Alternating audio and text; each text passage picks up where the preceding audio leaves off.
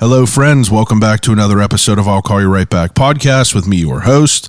My name is Chad Medved. This is my show. Appreciate you being here as usual. We got some stuff to talk about. So, December's coming up. Christmas is here. I am throwing the second annual I'll Call You Right Back Christmas event. I want you to come. This year, on December 18th, I am throwing a double feature Christmas movie event at the Parkway Theater in McKees Rocks. You heard it right. We are going to be watching two of the greatest Christmas movies ever made in, one fun event. You know what I mean? So the deal is December 18th, you are going to pull up to the Parkway Theater at 11 a.m. I'm going to give you some tickets. You're going to grab yourself a pop. You're going to grab yourself a popcorn. We're going to go into the theater that I rented out, and we're going to watch Home Alone 1. You can't beat it. Home Alone 1. What's better than that? Right after Home Alone ends, we're going to have a little intermission from 1 p.m. to 2 p.m. out in the bar area of the Parkway Theater. They have a big-ass screen there. The Steelers will be playing. It starts at 1 p.m., so we're going to be able to go out there, have a little intermission, watch a little bit of the Steelers, and eat a little food from a little place called Streets on Carson. You heard it right. I'm getting some food brought in from Streets on Carson. We're going to have a nice little snack table there. You're going to have two drink coupons for Abjuration Brewing, which is attached to the Parkway Theater. That's included in the ticket price. All these details you could find on my website, www.I'llCallYouRightBack.com. You could go on there under the merch tab, and that's where you could purchase a ticket to the I'll Call You Right Back double feature Christmas movie event. And I have to say, tickets are ripping fast, so grab them while you can because there's only 35 total seats in that theater, and, the tickets have been on sale and people have been buying them. So, December 18th, 11 a.m. to 4 p.m., we're going to get in, we're going to have a blast, and we're going to get out of there.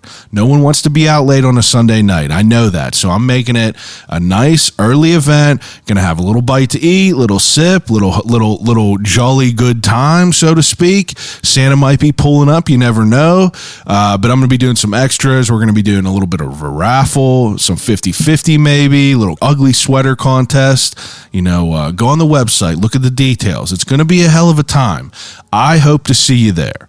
The reason that everyone is here this week, though, I'm sitting down with one of the owners of one of my new favorite spots. I, at one point, thought I claimed to know where the best burger in the city was. I was making claims that I found this brand new burger, and then, people were saying you can't make an educated choice until you had a burger from this place. So I went to Oak Hill Post, which is a spot in Brookline, right on Brookline Boulevard. All right. Had some food there a few times and was blown away every single time. So I go to take my buddy there recently, and I'm thinking to myself, I'm like, if everything goes well again, I'm going to ask whoever owns this joint to come on the podcast. Everything was absolutely stellar. The guy that I took with me and his girlfriend that I took with me, all were blown away by the food, the service, the whole nine. So, slid into Oak Hill's Post like the gentleman I am, and, invited whoever was responsible for this joint onto the podcast. That being said, Christian Schulz, who is one half of Oak Hill Post, his other half is Rebecca Nicholson. He reached back out to me and showed some interest, and I brought him into the podcast and I had him on, and we sat down and we had a hell of a conversation about his journey into how Oak Hill Post came about. And let me tell you, it's a long episode. It's a wild episode. And it's just like, I just didn't expect anything about Christian's life. You know what I mean? I don't know. He has a wild story, and I thought it was fascinating because he just got into food late in life. Now he got this thriving restaurant with his partner Rebecca. They got a bang up team there that just is, their operation is stellar. Their food speaks for itself. Everyone knows about them now. They're getting all this press, and they always got a line out the door. I reached out to him and I was like, I want to hear the the story behind this. I want to hear the origin story behind this. So me and him sit down, have a great talk, a long one about his history, his late initiation into the food industry, what Oak Hill Post, how that came to be, how they created such a smooth operation in there, and everything else along the way. And I just have to say, I'm appreciative of Christian. I'm appreciative of Rebecca, but it's a great one. I'll quit talking your ear off about it. I hope you enjoy the episode. Without further ado, episode 224 of I'll Call You Right Back podcast with Christian Schulz of Oak Hill Post. I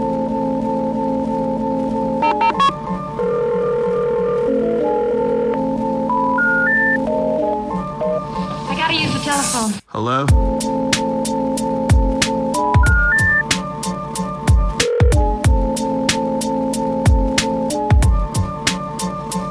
Telephone. I'll call you right back. Call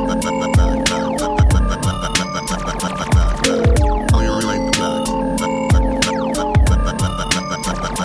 Telephone. I'll Call You Right Back podcast. It's always interesting to hear when people are not, but yeah, if you can't make that work, I can make it work for you.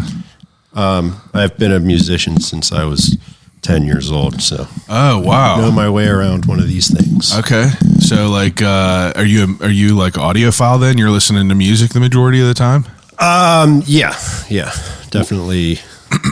What kind of band are you in right now? I'm not in any. Well, the band that I'm in right now is a restaurant. Yeah, Yeah, that's a symphony, a beautiful symphony. in a way, yeah. I kind of treat it that way. It's are you from Pittsburgh? I am. Yeah, Where did you grow up? I grew up in Sheridan as a young boy. Yeah, Lived Sheridan, Ingram, Crafton. I spent 7 years in Ingram. Oh, no way. Right at the corner of Ingram and Foster, right across from the park. Right where, like, the shopping center. Yeah. Where the fucking badass rocket ship was. You remember that thing? No, No? I was there. How old are you? I am 32. 32. How old are you? 40. Okay, so yeah, I mean, I've never really frequented over there before I moved into there. Okay.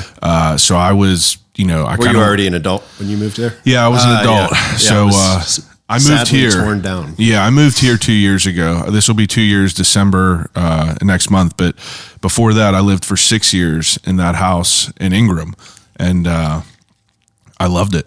I loved it. We originally were trying to buy it off of my landlord, but she was this old lady who kind of inherited this business through her late husband. So she kind of didn't know what was going on, and she was just trying to make do.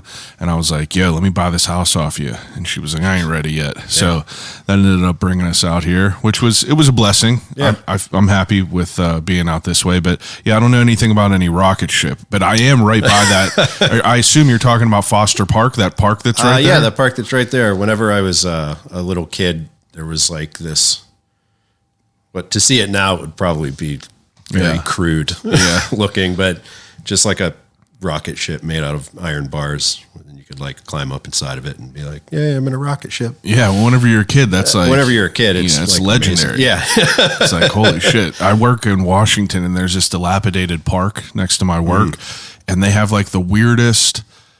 things that you could play on. I've never seen anything like this. Never seen a kid in there, and it looks ran down, grass is up, and I was like, damn, that's a shame, because it almost looks like a big UFO, but it's with bars, vertical bars, and it was kind of like that. It sounds very similar. Yeah, very weird. Yeah, but the extraterrestrial version. That was whenever things were less safe, whenever we were allowed to have things that were less safe. Now everything is just like, plastic. Everything is very safe. Everything's very safe, but so usually I try to give people an idea how I came across you. I mean, like I'm very new to it. Like Oak Hill Post, I was told about this after I claimed to know where the best smash burger was. Okay. And people were like, if you never had Oak Hill Post, you can't make a good judgment.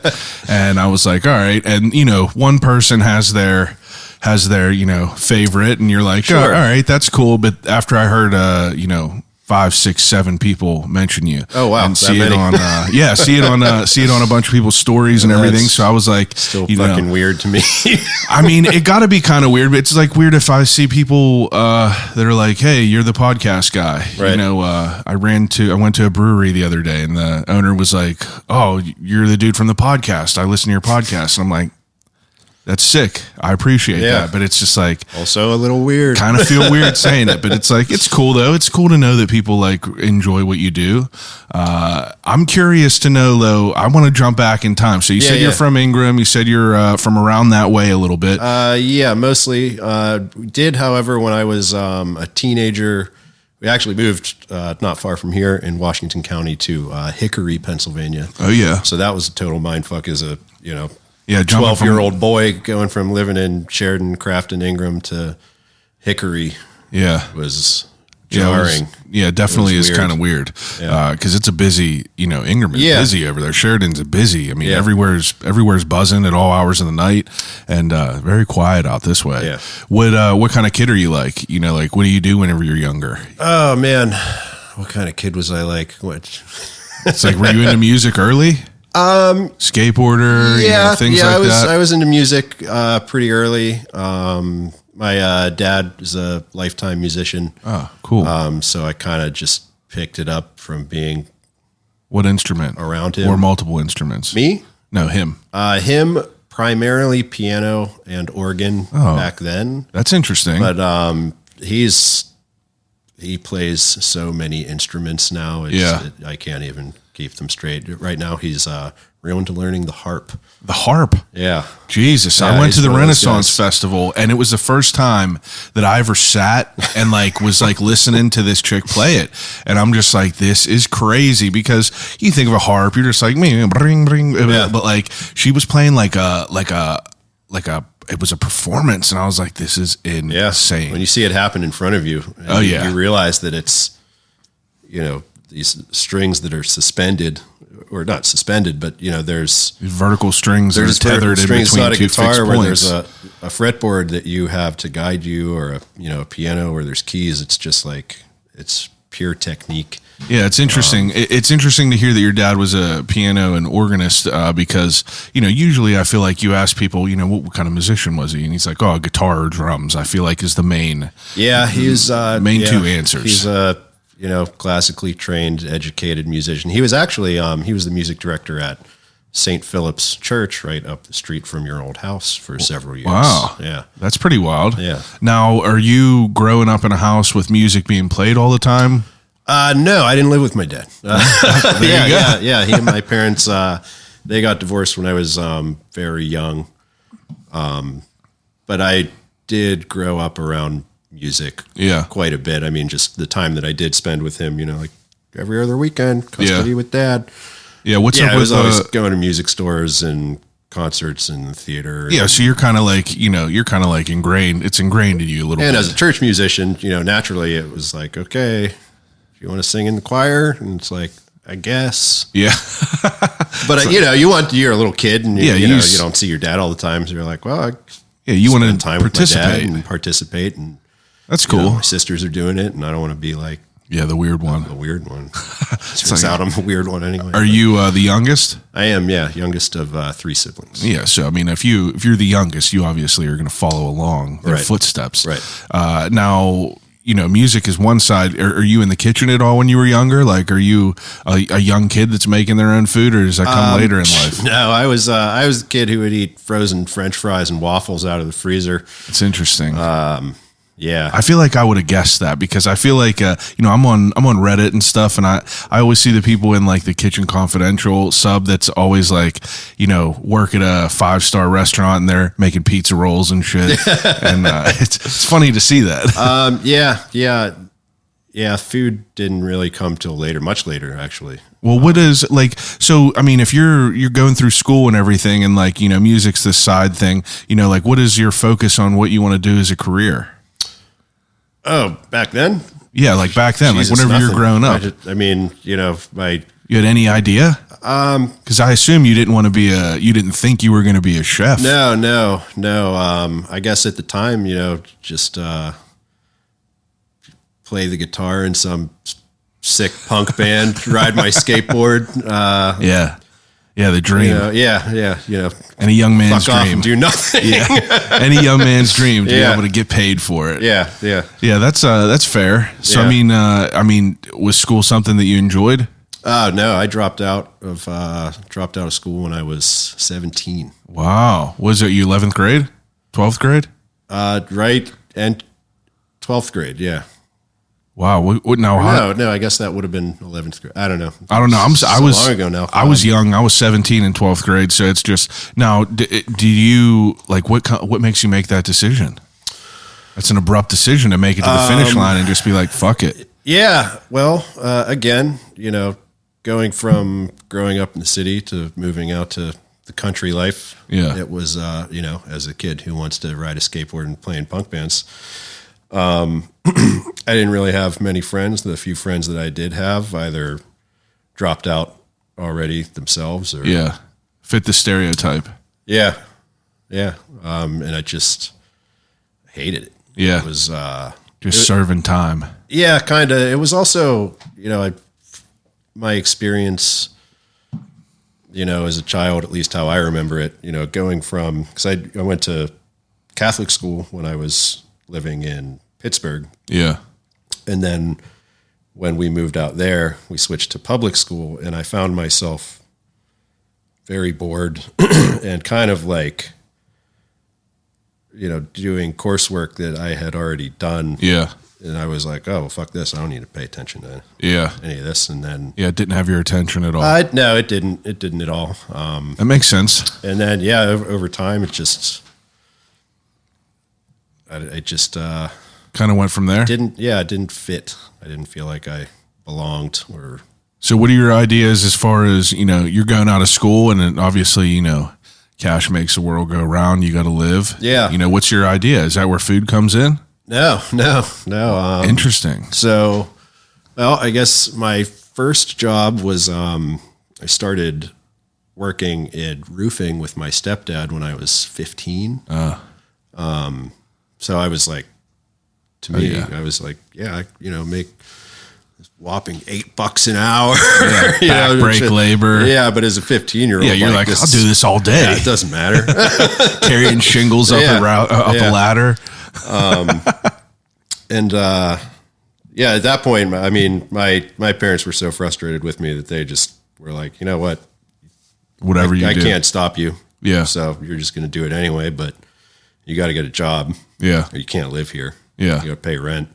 Yeah. And I was like, okay. So I got a job pretty immediately as a window cleaner. Wow. 17 years old. So you're just like, you're at 17, you're pretty much just like thrown into the real world. Yeah. That's wild. Sort of. I mean, I still lived with my parents for a little bit. I get that, but I mean, like when I was 18, you're getting a job and you're trying to make a paycheck. Whereas like, I went to college. I was fucking off. I wasn't working. I was just going to school, dicking around. Yeah. But you're just like, in the workforce now. Yeah. That's it. That's all right. I'm glad I did. Yeah. So window cleaner. I mean, I did that for 7.5 years. How was it? 8 years. It's fucking brutal. Yeah. Physical work for that too. Yeah. Are you climbing are you like scaffolding, like coming off buildings? Not a whole lot of Okay. scaffolding work. It was mostly like light commercial and residential. So just up and down ladders. Yeah. All. You think you could be on one of them building window washers that are on like the platform that moves? I would shit myself if I tried to do that right now. Yeah. I think about that. It's pretty wild. It is. Back then, I like wanted to do that. Like I wanted our company to move in that direction. I was like, I will do it. Yeah. Like I'm the young like guy. train me. Yeah. Like send me on training. Like I'll do it. I'll learn it. I'll teach everybody else. I wanted to do that type of work then. Interesting. Yeah, that was a brutal job. It was weird. I mean, just the nature of it. You're outside year round. Extremely hot, extremely cold. Yeah. Your hands are wet all the time. Yeah. Holding on to metal all day. Yeah. That's a good point. I didn't think about that. Pay was straight commission. Oh, wow. 0 hourly wage. I got paid $0 an hour. So are you out there knocking on doors trying to get jobs? For the most part, no. Eventually, like I was the guy, the guy who would do estimates for the company and the guy who would go fix other people's mistakes and Yeah. the guy who would train new employees and stuff like that. So what takes you out of that world? Frustration Yeah. with how the workforce was treated. And how old are you at this time? 25? When I quit? Yeah. Yeah, about 25. 25, still never worked in food at all. Nope. Okay. Yeah, 24, 25. Yeah, about 25. What Yeah. else are you doing besides work at that point? Like, are you playing music that time? Yeah. Still playing in bands, still jamming with friends. And Now how serious does that go? Like, are you like at any point, touring with your bands or anything? Or is it more just like, jamming with friends and stuff? not so much. I think the longest tour I was ever on was about a week and a half. Okay. So I mean, like obviously playing in a band, that wasn't like your full time job. No. That was a passion project. Correct. And you're out there just still grinding the workforce. Where do Yes. you move after washing windows? Manufacturing. Manufacturing. Yeah. What an umbrella term if I've ever heard one. I know it is. What is manufacturing? Well, I guess, what is manufacturing? I mean, what is your Manufacturing manufacturing? of, products. So the manufacturing company that I ended up working for was called, or is called, they're probably still around. They've been around forever. It's called Detroit Switch, which is located in the north side in Manchester. And they manufactured pressure and flow controls and thermostats for like submarines and All that piping, everything like that. shit like that. Yeah. So the department that I worked in was mostly like telecommunications manufacturing. So when you see all that goofy shit up on utility poles, Yeah. I built those things. That's interesting. Yeah, it was interesting. Yeah, that's pretty wild. No schooling, go from washing windows, and then Yep. you're doing this. Yep. And how long are you working here? Couple years. Yeah? Yeah. Little stint there. A little stint there. That was actually really interesting. It was an interesting experience. One, it was first time I ever worked in a place where it was like actually equally black people and white people, Yeah. which was like Rare. in Pittsburgh. Yeah. it can be for It's sure. a rarity for sure. It is. So that was like very eye-opening for me. And just working in that environment in like didn't pay great. Everybody there was poor and it was very like regimented. They treated everybody like children. Like, Yeah. Yeah, like literally it's- punch the clock with an old fashioned. Yeah, like a you know. typical like Yep. an old typical shop environment Yep. where it's like people were just waiting to get out of there, waiting at the punch clock. Mm-hmm. As soon as that hits, the short and skinny of it. I worked in a machine shop for a little bit. Okay. And it was exactly like that. Yeah. And I do Greasy and dirty and Yeah, and it's like that's like a whole environment where it's just everyone is kind of just like in this fucking sludge, just Yep. trudging through, and there's a couple people on the sides that are just throwing you some crumbs. Yep. And I know It's that's oh, thank God that buzzer went off. So Yeah. I could go outside and have a cigarette. I know. I know. Come back in. And I quit smoking cigarettes after I quit that job. Yeah. It was easier to quit smoking cigarettes. But, you're doing shift work, swing work. We would work between 3 different shifts. And it's just like, Jesus. And I was young then. This is whenever I'm like 23. Yeah. So it's like, you got a full tank. I can't imagine it now. Like there was old dudes working there then.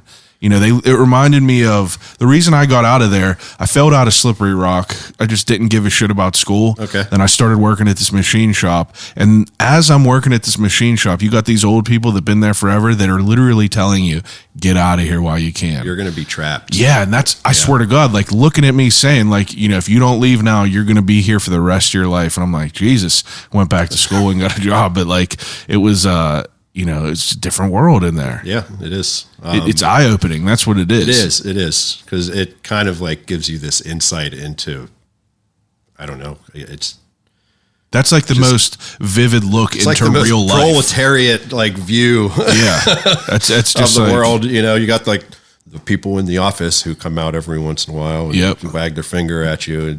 But yeah, I did learn a lot there. There was Because if you go into an environment like that, and you apply yourself and you use your brain and try stuff like march in order like everyone wants you to. Yeah, and like exceed. Yeah. Then they're like, oh, okay, well, then you learn like, oh, they'll cut me slack. Yeah. Yeah, if you they're bust not gonna your fire ass. me if I'm late, because who else is going to come in and solder these 500 circuit boards today? Yeah. Nobody. So you're, like, just a hard worker. Yeah. That's how you get by with it. Yeah. Now, what happens after you move from there? After I moved from there, I got back into roofing and construction for a little while. Yeah. Just a couple years. Yeah. So you're like 27, 28, never worked in food. No. Not once. No. Okay.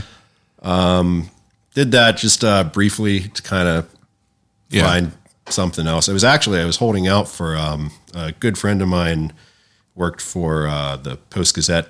His dad was the chairman of the Paper Handlers and Pressmen Union. Okay. Was kind of holding out to get in there because he was like, it's a pretty sweet job. Yeah. If you work there part-time as what's called a substitute paper handler, they just call you and they're like, hey, you want to work tonight? And you're like, yes You're or no? like, yes or no. And they're like, okay, Cool. see you tonight. Or, okay, we'll call you next time. What did that job consist of? Like, are you printing the paper? No. So actually it's technically two separate unions. So that kind of combined into one. So I literally handled paper. So we received paper, shipment of paper comes in. Like what kind of paper? Like big plain paper? fucking rolls of newsprint that weigh like 2 tons. Oh, okay. On a spool. Yeah. It comes down a chute. You stand there with a machete, you strip the packaging off of it, and you roll it off to the side. Wow. Forklift comes, picks it up, takes it away. Yeah. During the actual printing of the paper, which it doesn't work like this anymore because they closed the press and they shake hand all of us. But yeah, I'd get to work at 8:45 at night. Oh, wow. And I just We're just on a grind. Yeah, just push these rolls of paper onto these metal dollies that's in the basement, like the sub levels of the Post-Gazette, like the very bottom level of the printing press. Yeah. And there was this like really neat system of like tracks, almost like train tracks, with turntables that connected them. And you would be able to turn it around and and typically you'd work one press, sometimes 2 paper handlers per press, but usually just one. Wow. You'd get there, go to your dock, start stripping rolls of paper, cleaning up rolls of paper. You'd have monotonous work. to physically pull them off of the dock and kind of catch it with your body. So it's like 2 tons of. This is the same thing every day. You mass. had the same job every day. Yeah. So it could get old probably. How long were you there? A couple years. So what are you, 30 now? Yep. Okay. Yep, about 30 now. This is crazy. I can't wait to hear. This is this is such such an invigorating ride because I thought you were going to be like, oh yeah, dropped out of school, got into the kitchen real young. I loved cooking with Nana. Not even that. It's just like, usually some people that are like misplaced in life that are, or displaced, don't really know what's going on. Right. They end up in a kitchen. I have great friends that have been in a kitchen their entire lives because they're just like, fuck it. I'm going to start washing dishes and climb up from there. Yep. A lot of great chefs make it that way. And, it's interesting to hear that you just have all these like weird, odd jobs. And then what's after 30 in the printing press? So it was at that time, since I went to school overnight, my life was just in fucking shambles at that point. I had left a relationship of 10 years. Kind of got kicked out of my house a little bit. It was a whole thing. Thankfully, I was able to move in with a couple friends in Mount Washington. That was right around the same time I started working at the Post-Gazette. And I was like, at this point in time, I had gotten my GED years ago. And, I was like, all right, fuck it. I guess I'll go to school. So what did you want to go to school for? My brain works good enough. Music. Yeah. It just, I fought against it for so long. It was like, I don't want to be like my dad. Okay, yeah. I don't want to take the same path as my dad. And then eventually, 30 years old, I was like, who am I kidding? Yeah. There's Yeah, no other path for you. Yeah, it's like It's this one or this one. I'm pretty spot on to my dad. Pretty Yeah, spot on. me too. But it's like, it's interesting to hear about as a young kid how you just like have no idea what you want to do, and it's pretty general for everyone. It's Yeah. like you're a young kid, you have no idea what the hell you want to do, but all these years that's a constant was music, and whenever you're older, you kind of. Like it was the same way. I failed out of school, and then it's like you're not ready to do it yet. Right. You got to be ready mentally to be able to go through it and do it. You got to do it yourself. You got to want to do it. You do, and so I did. Finally, I was like, all right, I'm going to do it because I work at nights. Music production, Classical guitar performance. Jeez, what was your hopes and dreams to with classical guitar and performance? To just like fucking complete something for once. I mean, like, but it's a job. Like, what are you doing as a job? Like playing in a symphony or something? No, I mean, even those jobs are so scarce. And there's always somebody better than you. Yeah. But composition for, whatever, film, video games, TV, commercials. Guess I never anything thought like about that. Private lessons, teaching. That's like a very long, hard road. That's a real passion project. Yeah. Which, so I started doing, I enrolled at CCAC, and I was like, I'm poor. Like, I can't afford to go to school. My sister actually talked me into it, and she was like, stop worrying about money. Like, just ask the government for money. They're going to give it to you. Yeah. Like just apply for all this grants. You're going to get the money. So like, just stop using that as an excuse and just go. So I did, so I was working overnights at the Post-Gazette. Then by day I was, in school at CCAC, doing what I set out to do, study music, going through all the obviously general, education stuff at 30 years old. And I was like, I should have done this years ago. Yeah. I love this. Like, this is like, I enjoy it. Yeah. Now you enjoy it as an adult. At math. Yeah. But it's just I'm good at it. I fucking love math. Like, it's like, it's fun now. Yeah. It's I like think fun about little it now. puzzles. And I'm like, exactly. It's like little puzzles. Like, that's kind of what I do solve at the work. puzzle this time. Then it's like, 100%. oh, you want to test me on this puzzle? Yeah. Yeah. Come at me. Let's go. Test me on the puzzle. And it was great. And I was like good at it. So I went through my first semester, and it was like 4.0. You're on the dean's list and shit. And I was like, I'm a failure. Yeah. I'm a dropout. I'm the high school dropout. Started, my musicianship had improved, dramatically. I was practicing like 6 to 8 hours a day. Playing guitar, just straight. Yep, Wow. Yeah. So then went through my first year, my first 2 semesters. And then the next semester I was like, okay, I want to get through this faster and get to the next step. So I'm just going to double up everything. And they were like, that's not a good idea. Like, that's a lot of coursework. Like, it's a lot of studying and stuff. And I was like, it's fine. My job's low key. Like, just got to keep up with practicing. That's going to be the hardest part. So, so I ended up taking on an absurd amount of work. It's like 24 credits or something. And it just slowly started eating away at your me, life, emotionally, physically,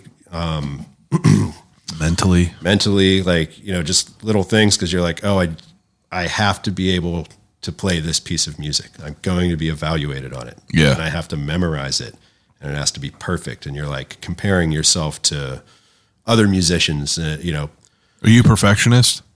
Yeah, you are. I mean, I'm a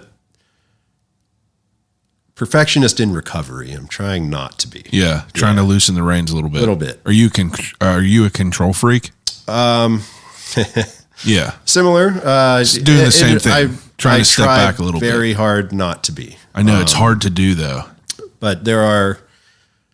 Well, I mean, I guess which we'll get there eventually. As a restaurant owner, you cannot be a control freak. I know. Can't. I know that's why I ask these questions, because because what you're saying will not succeed. What you're saying now, as far as like I have to perfect this thing, I have to do that. It's like that obviously comes with a level of control. You can control that. You want to be able to control that, and it honestly, I mean, it stems from all those years ago. It's you're a dropout, you're a failure, you're no good, and you just don't want to be like that. And anymore. I'm like, no, I'm not. Yeah, I am awesome, and I'll show you. Yeah, so like I think that's where that came from.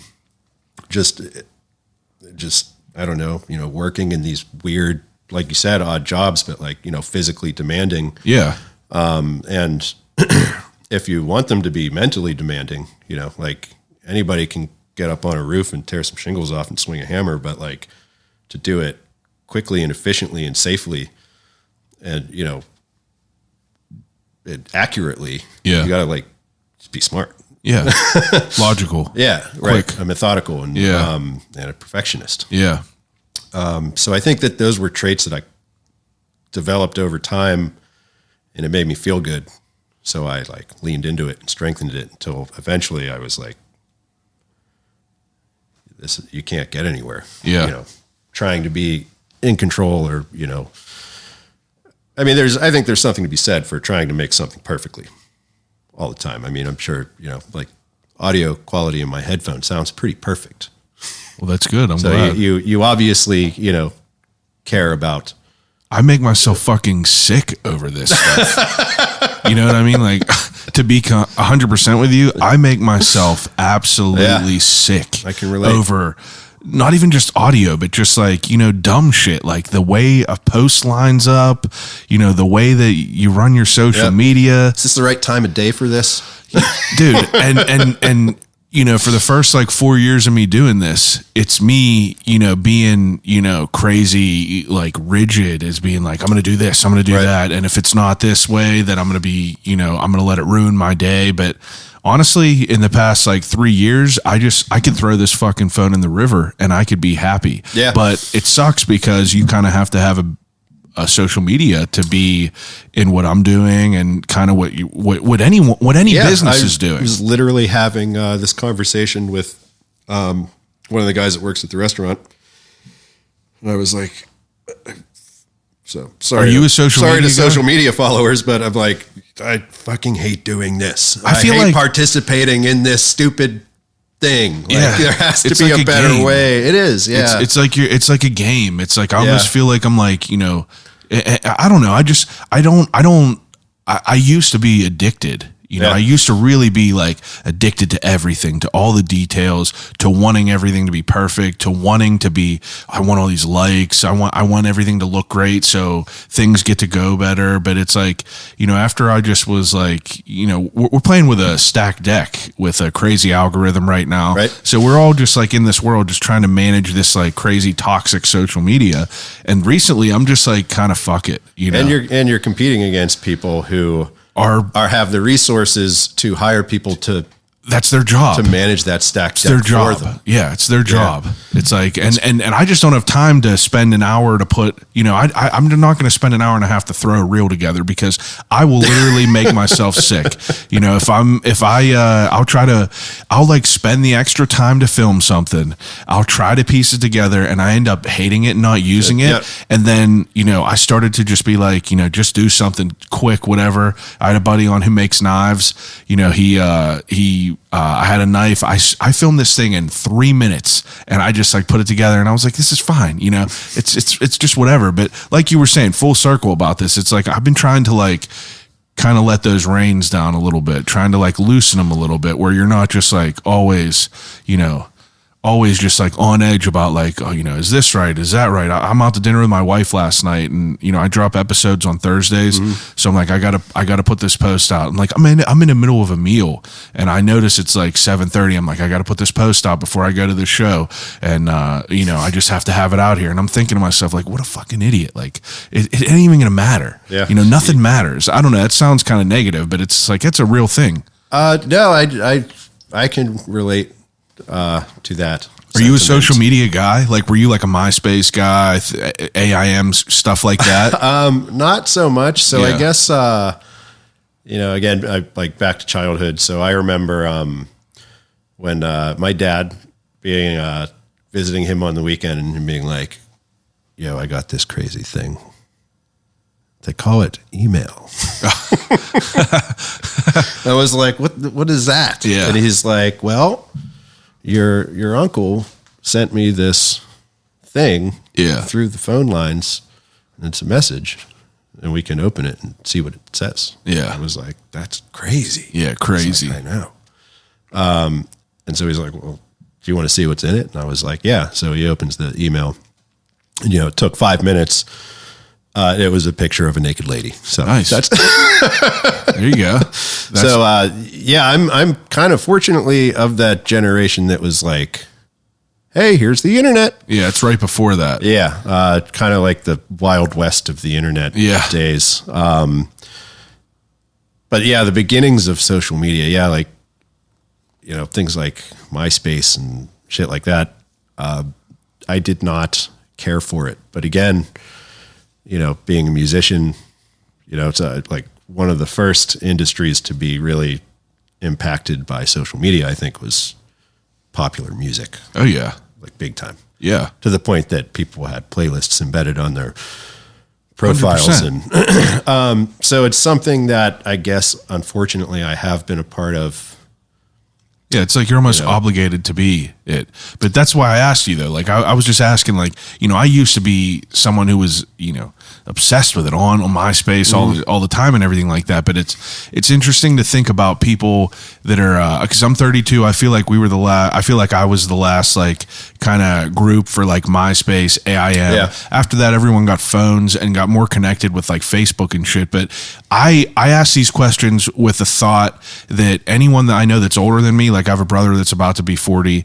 I know what it would be like now. It's like you have to like integrate yourself as an older adult, not really older, but into this like young, trendy world.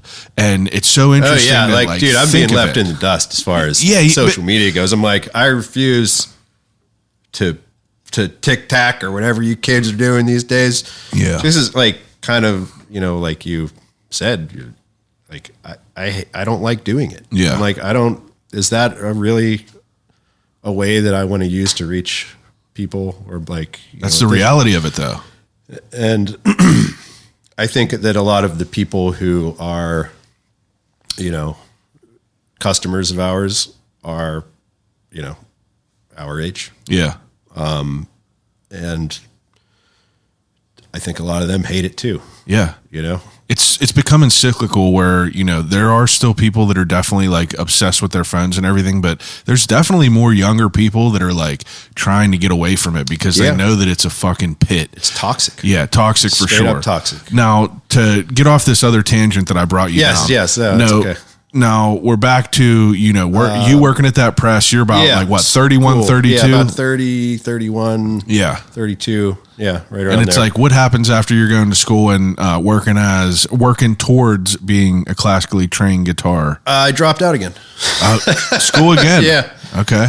Yeah. Again, right before I finished, I was like, why do you do it this time? I just had a fucking breakdown. Yeah. Too much, like putting too much on yourself, like burning yourself out. Yeah. Putting too much on myself. Yeah.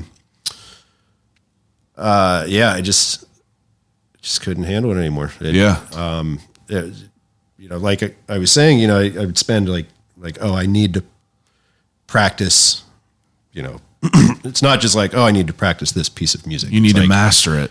But many pieces of music, many techniques and many scales. And so you're turning yourself into like a mad scientist, like trying to obsess over something that's pretty much unattainable. You're just a data processor. Yeah. You're taking data and you're processing it with your eyes and brain, and you're making sounds come out. Yeah. That's, but I would get super, like there was a situation where I had pulled a muscle in my hand. Yeah. And I was like, I physically can't play. Yeah. I have like recital coming up that I'm expected to perform, and you can't practice. I can't use this half of my hand. Yeah. So things like that, things with just schoolwork in general. As I mentioned, I took on way too much. Yeah. It's just kind of like Burned you out. a thing I do. I don't know, how far you want to get into, psychology and mental illness and things like that. But I have a tendency to, find a thing and let it kill you. Yeah. Yeah. Until it gets to a point that I either become disillusioned by it or I hate it, and then I abandon it. And that's just the way it is. That's always. That's the way it is. So that's what I did with school. And then the Post-Gazette closed the press. Yeah. They eliminated, I don't remember how many hundreds of jobs between closing the Post-Gazette printing press and the scumbag family who owns it, the Block family. They also closed the Toledo Blade printing press at the same time. And you were one of the people who get axed. Yeah. So after you get axed there, where does the journey take you? A friend Yeah. had a friend who owned a restaurant. And this is it. This is your initiation into working in the restaurant industry. It is. What are you, 32, 33? Yeah, about 32, 33. Okay. So you're in this restaurant industry at 33. Yeah. What do you start out doing? Washing dishes, Amen. stuffing sausages, Grunt work. grinding meat. Yeah. It was a charcuterie. It was a place called the Crested Duck, which is located in what's it called? Beachview. Beachview. I never heard of that. Crested Duck. Yeah. So I started there, working for a friend of a friend, part-time. And I don't know, I guess I just really liked it. Yeah. I mean, Was it something that like you immediately kind of like gravitated towards? it was the people. Yeah. Yeah. Now let me ask you this real quick. Besides for like all this random work you're doing, do you have any sort of like, want to work in the food industry? Are you cooking at home? Are you still a picky eater? No, not a picky eater at all. Okay. That's poverty does that to you. Yeah. You can't afford to be a picky eater. I mean, at this time when I was in school and working at the Post-Gazette, I mean, I was living off a food budget of like $1.50 a day. Yeah. I was eating plain white rice, egg, Yeah. and potato. Really making it work. for breakfast. Yeah. I mean, there's, not trying to turn this into a, boo-hoo, woe is me situation. But I mean, there were times that I would go days without eating. Yeah. And this is like, Just that's what it took at the time. I didn't grow up in a well-to-do family. Being, struggling was never shocking or abnormal or like, oh my God, I don't have any money to buy this thing that I want. It was just, I was already used to it. yeah. Food was a thing that was like, I need to monitor how much of this I am consuming and how much my body actually requires because I don't have a ton of money to spend on it. Yeah. I mean, I learned how to cook and prepare food for myself, but not anything like. Yeah. It's like you weren't It was just sustenance. Yeah, you weren't just like, going to Giant Eagle and loading up and just coming and making shit out of a cookbook. Okay, that's why I'm asking these questions. It was, I would go into, Giant Eagle or Food and you're Land buying or- what you need. I would, best bang I would for be your like, buck. what is the price per pound of this thing? Yeah. And I'd be like, like Best, stretch your dollar as lentils. far And I'd as be you like, can go. okay, that's a good value. I will buy that thing and I will figure out how the fuck to use it. Yeah. That's good. I like that. Potatoes, that's a good value. I'll buy that thing and figure out something to do with it. I wouldn't buy, nothing that came in a box, nothing that had lists of ingredients. Every once in a while I would like splurge and, buy the instant mashed potatoes instead of the ones I had to mash myself. But, it was all about resourcefulness and, That's very interesting. living. Well, I mean, I mean, it was hard, but like overall, I enjoyed my lifestyle. Yeah, I get it. But I got to work whenever I wanted to. I could study. I could, practice my instrument, and I could just like be a person. You had a system and worked explore out. myself, and I had a system worked out. But yeah, that system involved very strict budgeting of what I spent on food. That's interesting. But the food that you did have, though, you learned how to make it work. Yes. And you had the little flick of the wrist to, spice it up. No pun intended. Yeah. Well, you can only eat a potato so many times until you get bored with it, But then you also learned, I can take, these sweet potatoes or whatever, and I can actually make this into a soup that's going to last me a lot longer than just eating this potato. Yeah, you're crafty. You're adapting. Yeah. That's interesting. Yeah. Now, you working in this industry now, you went from the Crested Duck and then you're moving to other restaurants? Yeah, so when that restaurant closed, which now you'll see another pattern here. When that restaurant closed, the guy who was one of the owners of the Crested Duck and who was the chef there, he went to work at a place called Route 174, which was located in Regent Square. Okay. So he was hired there as chef de cuisine by the owner of that place. His name was Keith Fuller. So Kevin, my old boss, was hired there to replace Keith, so Keith could open the restaurant Pork and Beans downtown with what became one of his partners, Rick Shantz. Oh, okay. So Kevin, when he went to the Crested Duck, he kind of bribed me in a way to come work with him.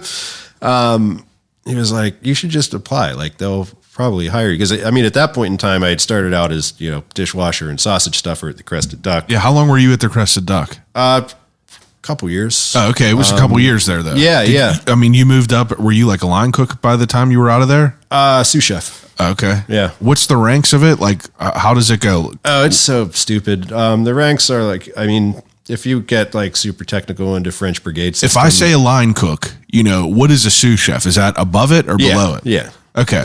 So a sous chef is one under the chef, right? Generally, they're like an assistant to like the executive chef. Forgive me for asking these it's entry-level questions to It also depends on the hierarchy that I get it. the place I get uses. it. Everyone knows that the kitchens are wild everywhere, and sometimes some of them aren't. yeah, some of them aren't. But I know that there's probably everyone got their own system. You know what I mean? They do. But I'm just trying to they're figure. all unique. The reason I'm asking that though is like you said you started washing dishes. I just wanted to know how far you got in your. I didn't know if you moved to this other restaurant just still washing dishes. No. I had gotten as far as I could get. Yeah. At that place, You gravitated towards it pretty quickly though. I did very much. I enjoyed. I'm a natural people pleaser. I just like making people happy. Yeah.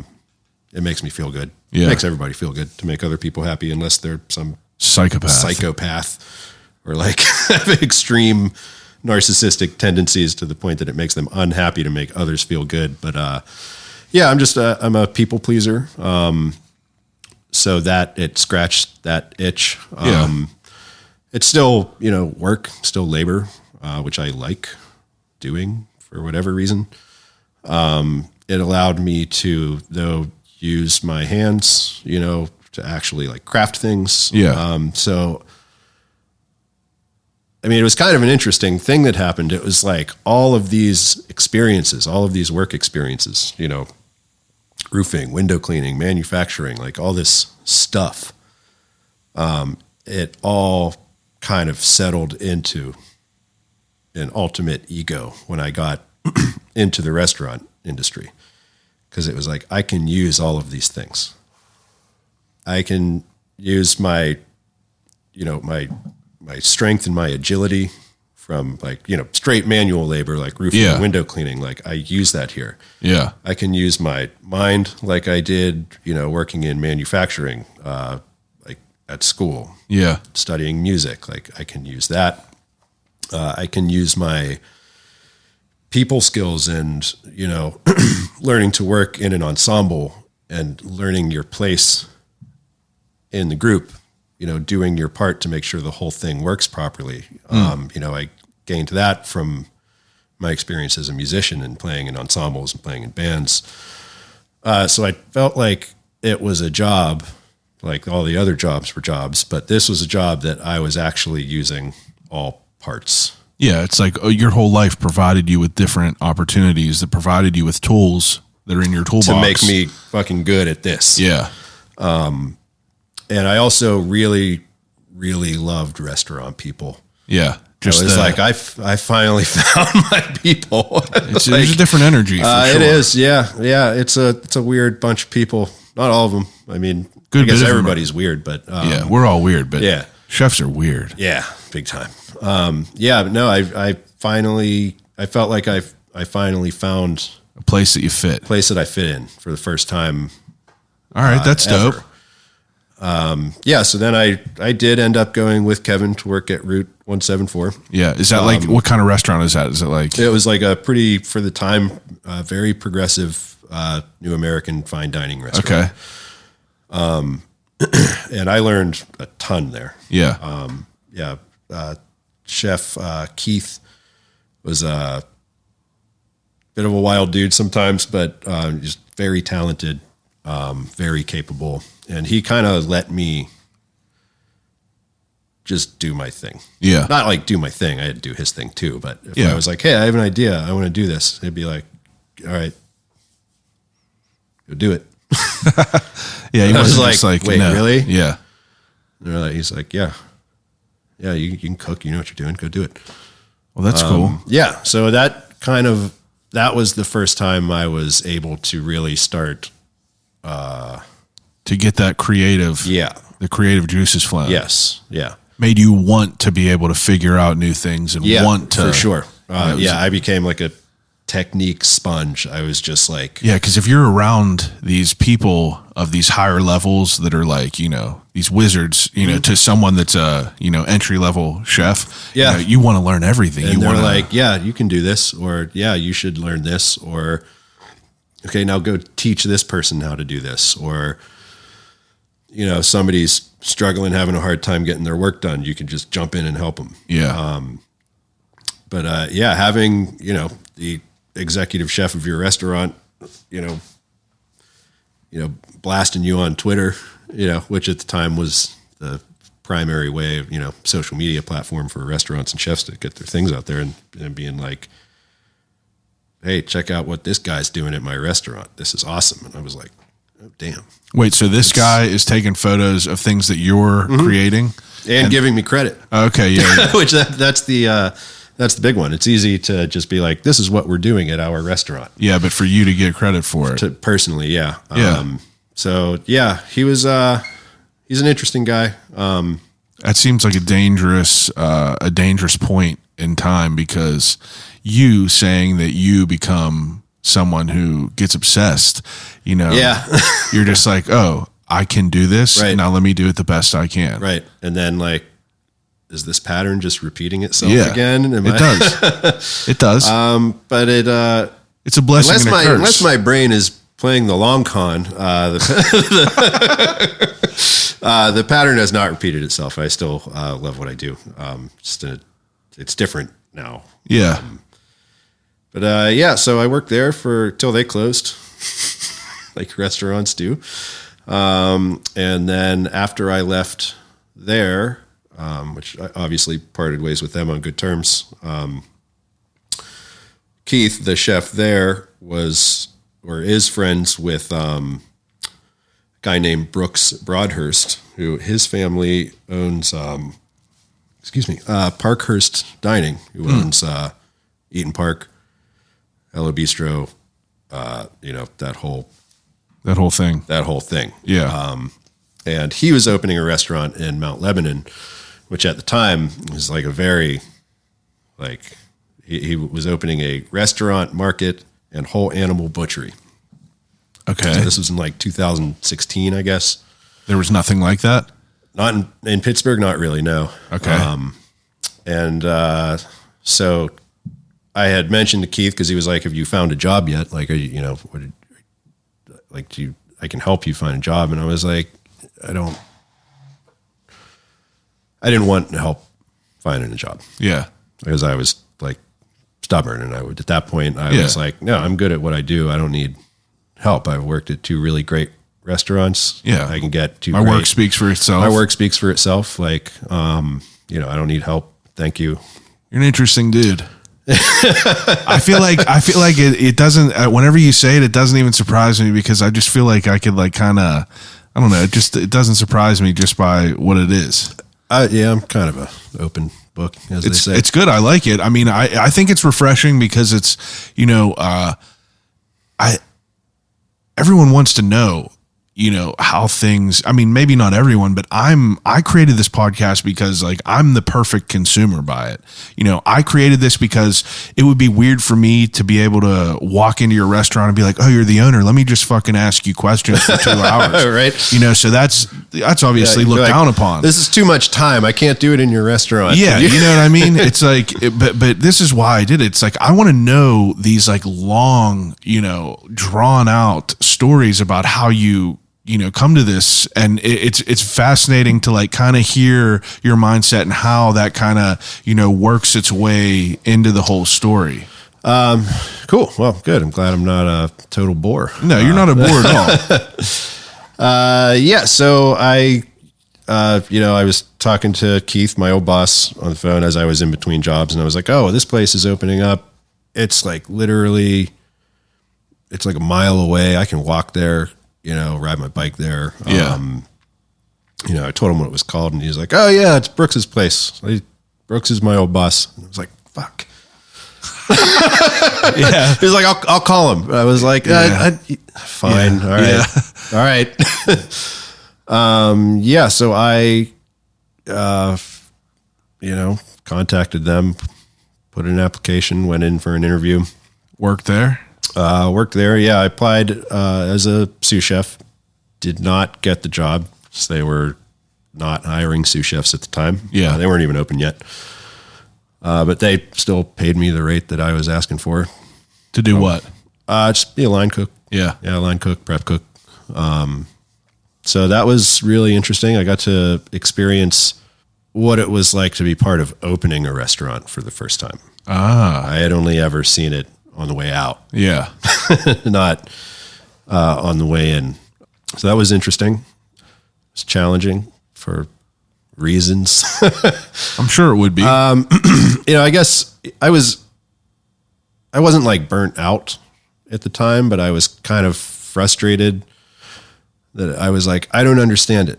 I'm doing good work. I think we're doing good work. Why do these places keep closing? Yeah. Is this just, I guess this is just how restaurants are. They open and they close. I guess that's what it is. And so I was kind of really looking forward to working there because of the background of the owner, Brooks, who's now a wonderful friend of mine. He's a fantastic human being. I learned so much about just how to be a better person, management, team management, how to control a lot of the, my impulses as a perfectionist and a control freak. He was, he helped me get from being just a chef or a cook to really learning how to be a leader. Yeah. I wouldn't be sitting in this chair if it weren't for Brooks. Yeah. I'd just be some other nobody line cook. Not that line cooks are nobodies. I don't mean it to sound like that, but, so worked there, met my partner there as well. Rebecca, and a year later that place closed too. The short version, was hired as a line cook, was executive chef of the restaurant within a couple months. Yeah. I was not at all prepared for that. But if somebody's like, hey, I think you can do this job. Do you think you can do this job? Yeah. You're like, hell yeah. Yeah. I do that job. Yeah. This is like the farthest I've ever made it in anything I've ever done in life. And if someone gives you the opportunity, you're like, I will figure it out. Yeah. Fake it till you make. Yeah. That's that kind of. How long were you the executive chef there? The entire time the restaurant was open. How long is that? About a year. Okay. Yeah. So you had enough time there where you could gain some experience. Yeah. Yeah. Yeah. Now, and what year did that close? I guess that would have been 2017 ish. Okay. Pandemic has got my timelines. I know it's weird. All just got like stretched. 2 years this time period where it's a fog. Yeah, exactly. Now you work there. That place closes. Yep. Then what? So my partner Rebecca ends up going and working at a restaurant called Senti in Lawrenceville. And at the time, so she went to work there. I wasn't really doing anything. I was like, I was really defeated at that point. Even though, I mean, the restaurant closing, according to the owner, had nothing to do with me or the food or the labor cost or food cost or anything like that. He's like, it's just the whole thing isn't working out great. Yeah, and it sucks because it's like, you know, you get that opportunity and then it's just like kind of taken away. So it was like, there I am. Understandable. There's the fuck up. Yeah, understandable to feel defeated after that. So I was like, you know, previously I was like, I always want to go for the better job. Yeah. Like, I need to stay on this trajectory. At any point in this time, did you have any idea that you wanted to open a restaurant? I started to think about it. By the time the third one closed, I was like, "Why I could do this better." I just can't count on just the control freak in me. I was like, I can't count on other people to. Yeah, who's going to do it better than me? It's not even who's going to do it better than me. It's but who's going to work harder? Who's going to provide me with the security that like I'm putting everything that I have into your business and into your guests. Yeah. Why? So it cannot be there? Yeah. Whenever I say at a moment's notice. Whenever I say who's going to do it better than me, I don't mean like you are the best at it. I'm just saying who's going to work. No one is going to work harder for you than you are. This is correct. Yeah. So I was kind of like very dejected, I guess. Scorned. You know? Yeah. I was like, maybe I'm not good enough. Maybe this isn't for me. Maybe I should do something else. And so Rebecca has been longtime friends with the owner of Senti. She went and worked there. They were like, yeah, they could use some kitchen help. And I was like, fine. I just want to be a line cook. Yeah. Go in, punch the clock. It's like, I'm going to come in. Out. I will fucking shred this line, make killer food, clean up, go home. Turn your brain off. And I don't want to be responsible for other people. Yeah. I don't want to manage other people. I don't want to deal with other people's problems. I will come in, I will look at the orders and I will prepare them and then I will leave. A machine. Yep. That's all I wanted to do was just be a food machine at that point. Yeah. And that didn't work out at all. I got along with their executive chef really, really well. This great guy named Antonio Garcia. He's, to this day, one of the hardest working people I've ever known. Dude is just... animal. He's, solid. So good. Like, I'm used to being like, you know, one of the hardest working people in the kitchen. He dusted you. At first, yeah. Yeah. Until I was like, oh... And then you're like, I gotta step my shit up. Yeah, I got. And it was another moment, you know, in life when I was like, "Fuck, I'm the minority." Yeah, everyone there spoke Spanish except me. Yeah, and I was like, and these guys are just awesome at their jobs. Yeah, I was fish out of water. I was like, I had no idea, you know. And so working with Antonio was, he didn't necessarily push me. He wasn't like, come on, you got to do better. You got to work harder. Yeah, but he worked enough that made you want to work better. Because I was like, fuck, I don't want this guy to have to do all this work. Yeah. Because I get what you're saying. If I don't, like, if somebody else doesn't do it, then I'm going to end up doing it. And if I can't do it, then he's going to have to do it. And if it doesn't get done, it's going to be his ass. Yeah. He's the one who's going to have to deal with it. And you don't want it to be on you. Yeah. Understandable. Right. But that, you said that didn't work out there. It did not. There aren't many restaurants or places that I would say anything ill about, except that place. That was one of the most toxic work environments I've ever experienced. without getting into specifics. Yeah. Leave it at that. No, I'm not going to leave it at that. Okay. They essentially, they fired Rebecca and eliminated her job position so that's when we started our pop-up. And that didn't sit well with them because some weird ego competition shit. I don't know why. They essentially was it the same type of food? Italian food. Oh, okay. Yeah. So it's not even what you do at all. No, I mean, other than like, I like Italian food. I like cooking it. Yeah, but I mean, you're not making like a direct thing. No, not even close. Okay, our pop-up, I wanted to create multi-course menus based off of symphonic forms used in music. Jesus. So wait. And that didn't jive well with them. Let me get back with this timeline. So you leave Senti. Yeah. Okay, you leave this place, and what year is this? 2018. Okay, 18. yeah, give or take, whatever, 2018. How quickly after leaving there did you do the pop-up? I did it while we were there. Okay. I didn't wait to leave. I was like, okay, if this is a problem for you. Because at that point in time, I was then sous chef there. Yeah. And I was like, their whole thing was like, how can you be 100% here if you're doing this other thing? I was like, I only need to be 100% here while I'm here. Yeah, while you're here. That's my job. Yeah. What I do outside of my job is really none of your business and none of your concern. Yeah. It's kind of like a violation of my privacy. Yeah. And my rights. Yeah. And even if you want to get past that, just the whole thing, it's like, you're not fucking whipping up pasta and shit. It's wild. So I was like, okay. Did you have a name of this whenever you did this pop-up? Yeah. It was Oak Hill Post? No, it was called Minuet. Minuet. Yeah. It's a short, stately dance. Okay. Yeah. It's also, it's a type of musical composition that was popular in, I don't even remember my music history anymore. That's all right. I want to say Baroque period. Maybe. Now, wait. So you said now explain what your goal was with this pop-up. Yeah. Say it again. Symphonic menu. So there's, in classical composition, there's many, really not that many, I guess. There are different types of forms, what are called forms, that composers use to compose music. Okay. A good example would be, let's see. So if you think about like row your boat. Yeah.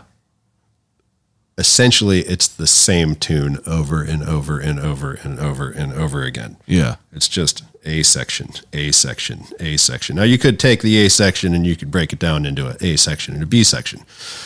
But as composers became more educated, more skilled, and compositions started to become more advanced, they actually started codifying how they composed the music, like at an academic level, while they were doing it. So they use different forms to compose different types of pieces of music. So like your standard pop song that's like verse, chorus, bridge, chorus would be like A, B, C, B. Yeah. There's your form. In the most rudimentary way possible that I could explain it. Yeah. That's it. So when you listen to some of the, more what are called longer form pieces of music, like symphonies often are written in sonata allegro form, which when you get down to the nuts and bolts, it's no different than A, B, C, B. Just a different way they're arranged? Just more complex, more sections, more parts, but they're still, they follow specific rules, which when... And you were applying this to a food menu? Yeah. Yeah. Now, it sounds very complex. It was more complicated than it needed to be. Yeah. But it was great fun. It was a really good experience, and I definitely created some of the most amazing and interesting and memorable things as a chef that I had ever done. How long? And you did this one time, this pop-up? No, we did it for 2 years. 2 years. How often? Generally about once a month. Okay. We would take some time off here and there. Yeah. But yeah, usually every month. And you did this the entire time you worked at that restaurant? No, I stepped down from my position, and I was like, okay, if it's a problem, then I'm just going to go back to being a line cook. Okay. And then they were kind of shitty to me, and they were very shitty to Rebecca, by firing her for no reason. Yeah. And I was just like, all right, I quit. Peace. I'll see you later. Okay. Which it was at that time. So when I did quit, my grandfather had just passed away, which we had like kind of grown apart over the years, just like any person does with their grandfather. But I mean, we grew up with him when I was a kid. Like, my mom was a single mom. We lived with my grandfather. We were pretty tight. Yeah. When he passed away, he left me a whopping $8,000 inheritance. Wow. Which is, to me at the time, I was like, that's wow. I would be pumped. Thanks. Yeah, that's sorry very nice you had to die to, Yeah. to do that, but thank you. Silver lining. Yeah. So I took about $5,000 of that money, and I bought all the equipment that we needed to start the pop-up. Yeah. To buy the food. And then the rest of it I used to not work. Where'd you do this at? I mean, a lot of it we did out of our house at first. Oh, okay. Until we found like a commercial kitchen and, went legit, as they say. So I stopped working. I set aside that, couple $1,000s that I didn't spend on the equipment and everything else, and just like business startup fees and et cetera. And, I did what I knew how to do. Budget. Yep. Live off nothing. Yeah. And then just, focused on creating menus, building these events, doing these events, finding, new places to host us, trying to, build up customer base, everything else. Was this a grind? Oh yeah. Jesus. Yeah. Well, I mean, Big like, time. was Minuet like a successful endeavor? I mean, I guess it depends on, it was. No. It wasn't like a breakaway sensation or anything. Yeah, but I mean, like, you're not losing your ass on this. No, we we probably, not like we didn't. Yeah, you're not getting rich, obviously, but of the like $4,000 or $5,000 that I put into it, at the end of the year, I had $12,000. That's good. So see, and I'm not even $4,000 became $12,000. That's Fantastic. fantastic. That's not like no. my I money, get it. but I get it. Whenever I ask the question, though, like, I'm not like, I don't have any like I don't have any intentions behind that. I'm just asking that as far as like, was it a success? Like, obviously, what you did was interesting thing. It sounds very complex. You said it was more complex than it needed to be.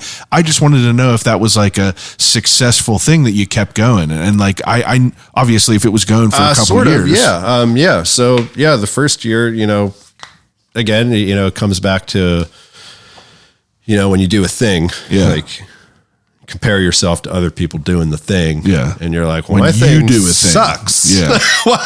Why don't people like my thing as much as they like this other person's thing? It's just as good. Well, what kind of stuff are you making?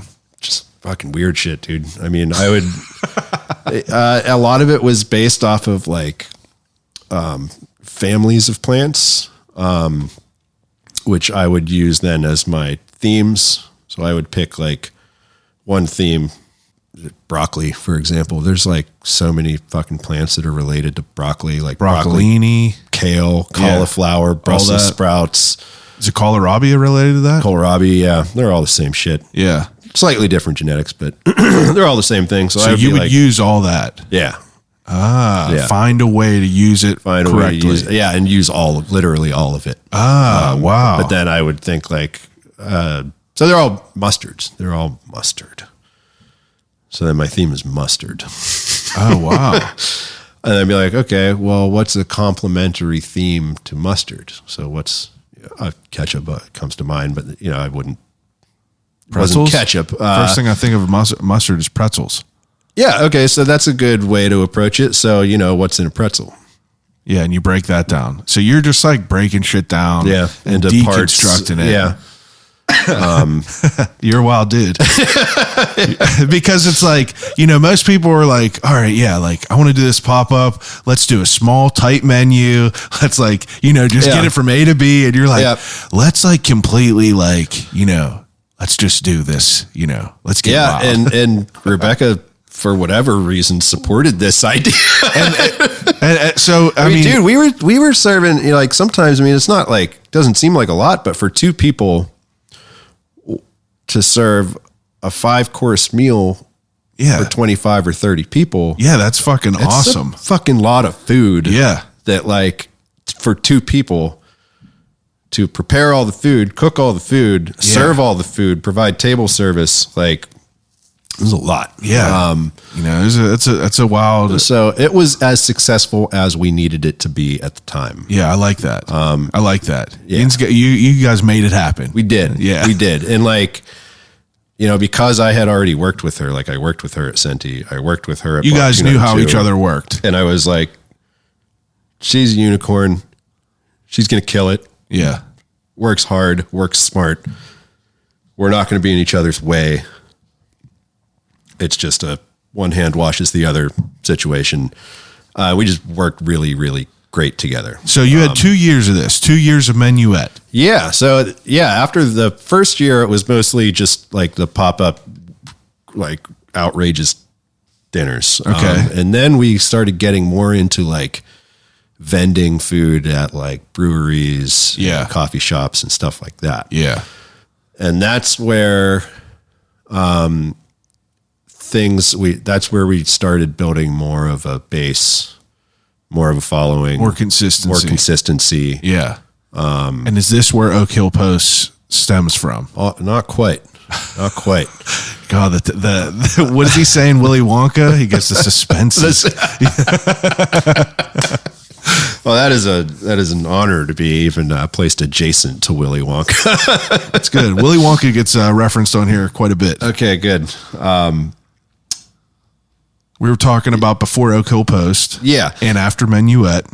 Yeah. So we were still operating like as, you know, Menuet, but it was kind of more like, you know, vending. So one of the places that we were at a lot was Hitchhiker Brewing in Mount Lebanon, who are now like awesome friends of us. Shout out to Andy. He's been on here. Andy's been on here. Oh yeah. Right in this seat. Oh yeah. Legend. Yeah, he's a legendary guy. He is. He's a fantastic. You should have looked at. You should have looked at that. You should have looked at my Instagram before you came by. Look at that picture right there. Sally Wiggins been sitting in that seat. Rick Seaback.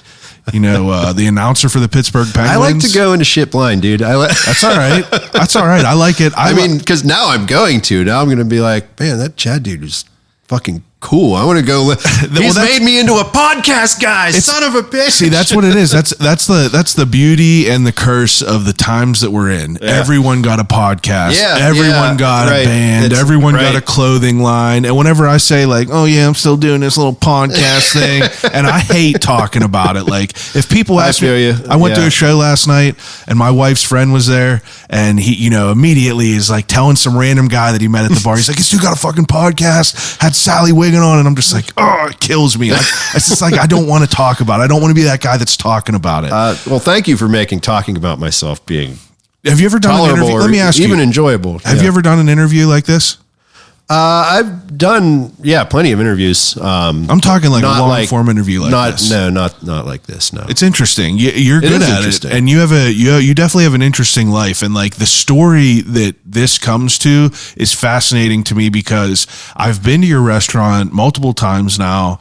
You said what, 4 times now? 4 times now. It's a lot of times. It's especially for the types of lines that you guys get. And I'll tell you, remind me to tell you a story. You've been there on a weekend. I'm not gonna. We can't get tangential. I want to know what the hell is going on with vending and Hitchhiker. Right. You know? So those guys are fucking wild. They're amazing. Killing it. This was like pre-pandemic, 2019,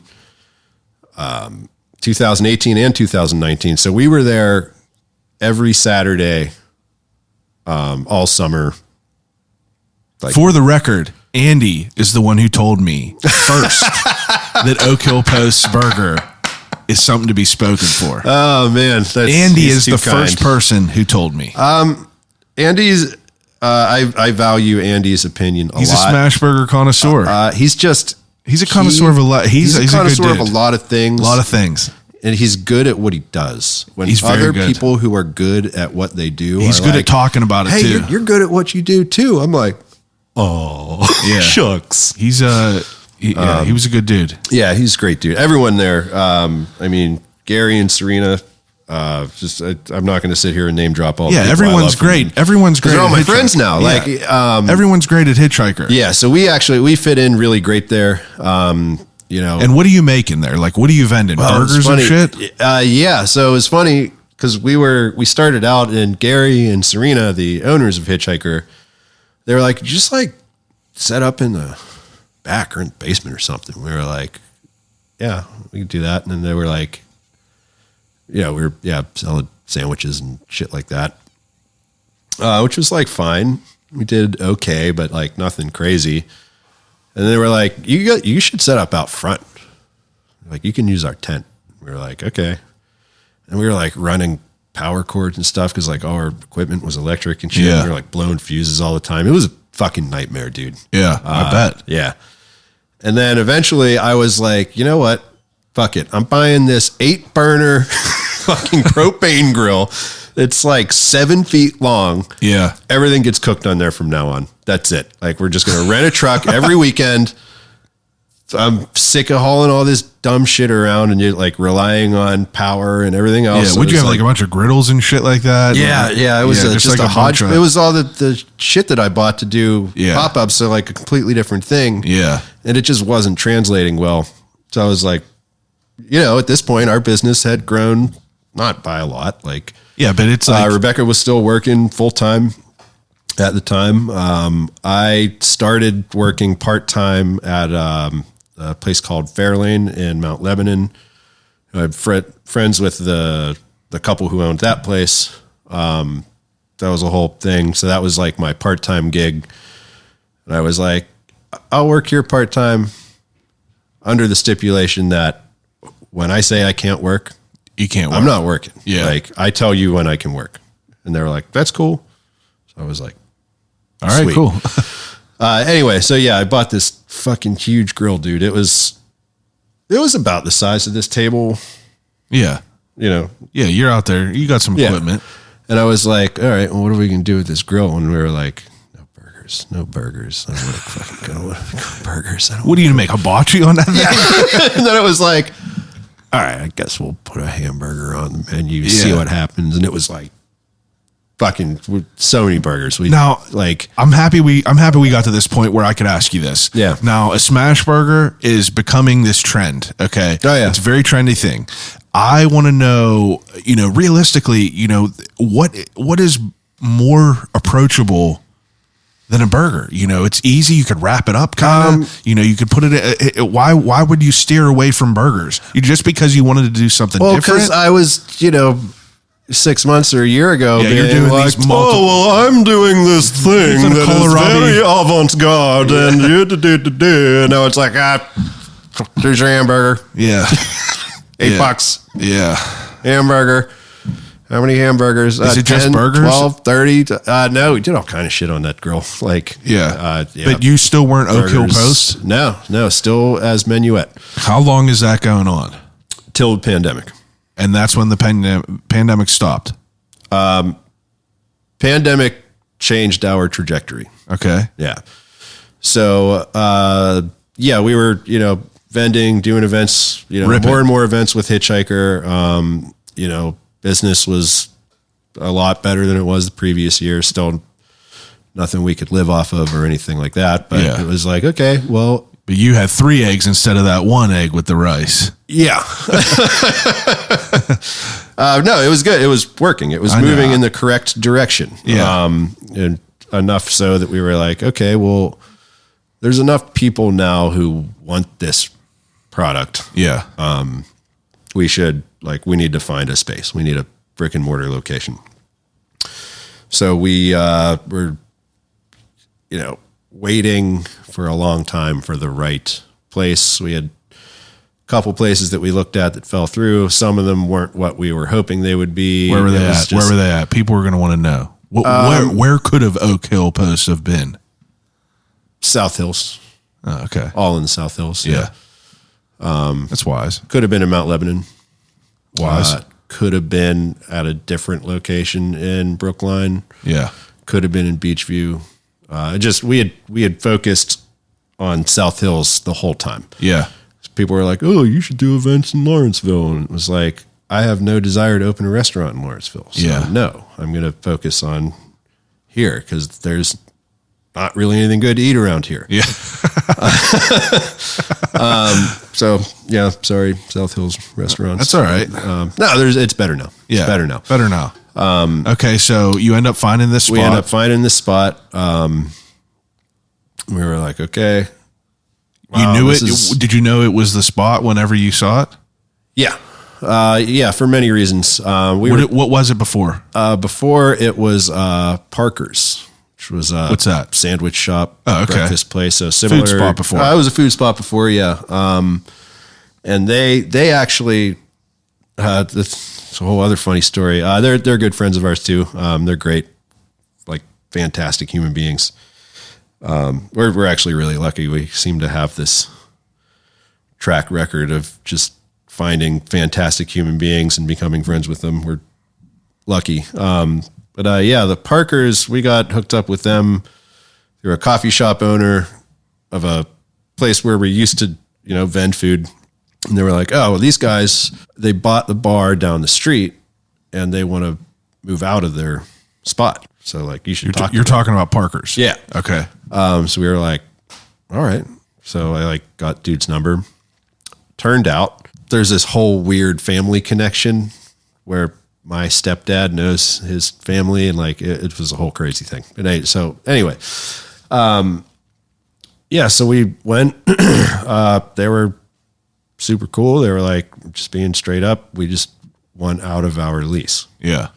But we still want to keep this small kitchen in the basement. Okay. And we're like, so we can split this space. You guys take the top floor. And like most of the basement, we just want this little sliver in the basement where we can continue to do like catering. Okay. We were like, great. Sounds great. So this was in January 2020. Okay. February 2020, somewhere around there. January, February, somewhere around there.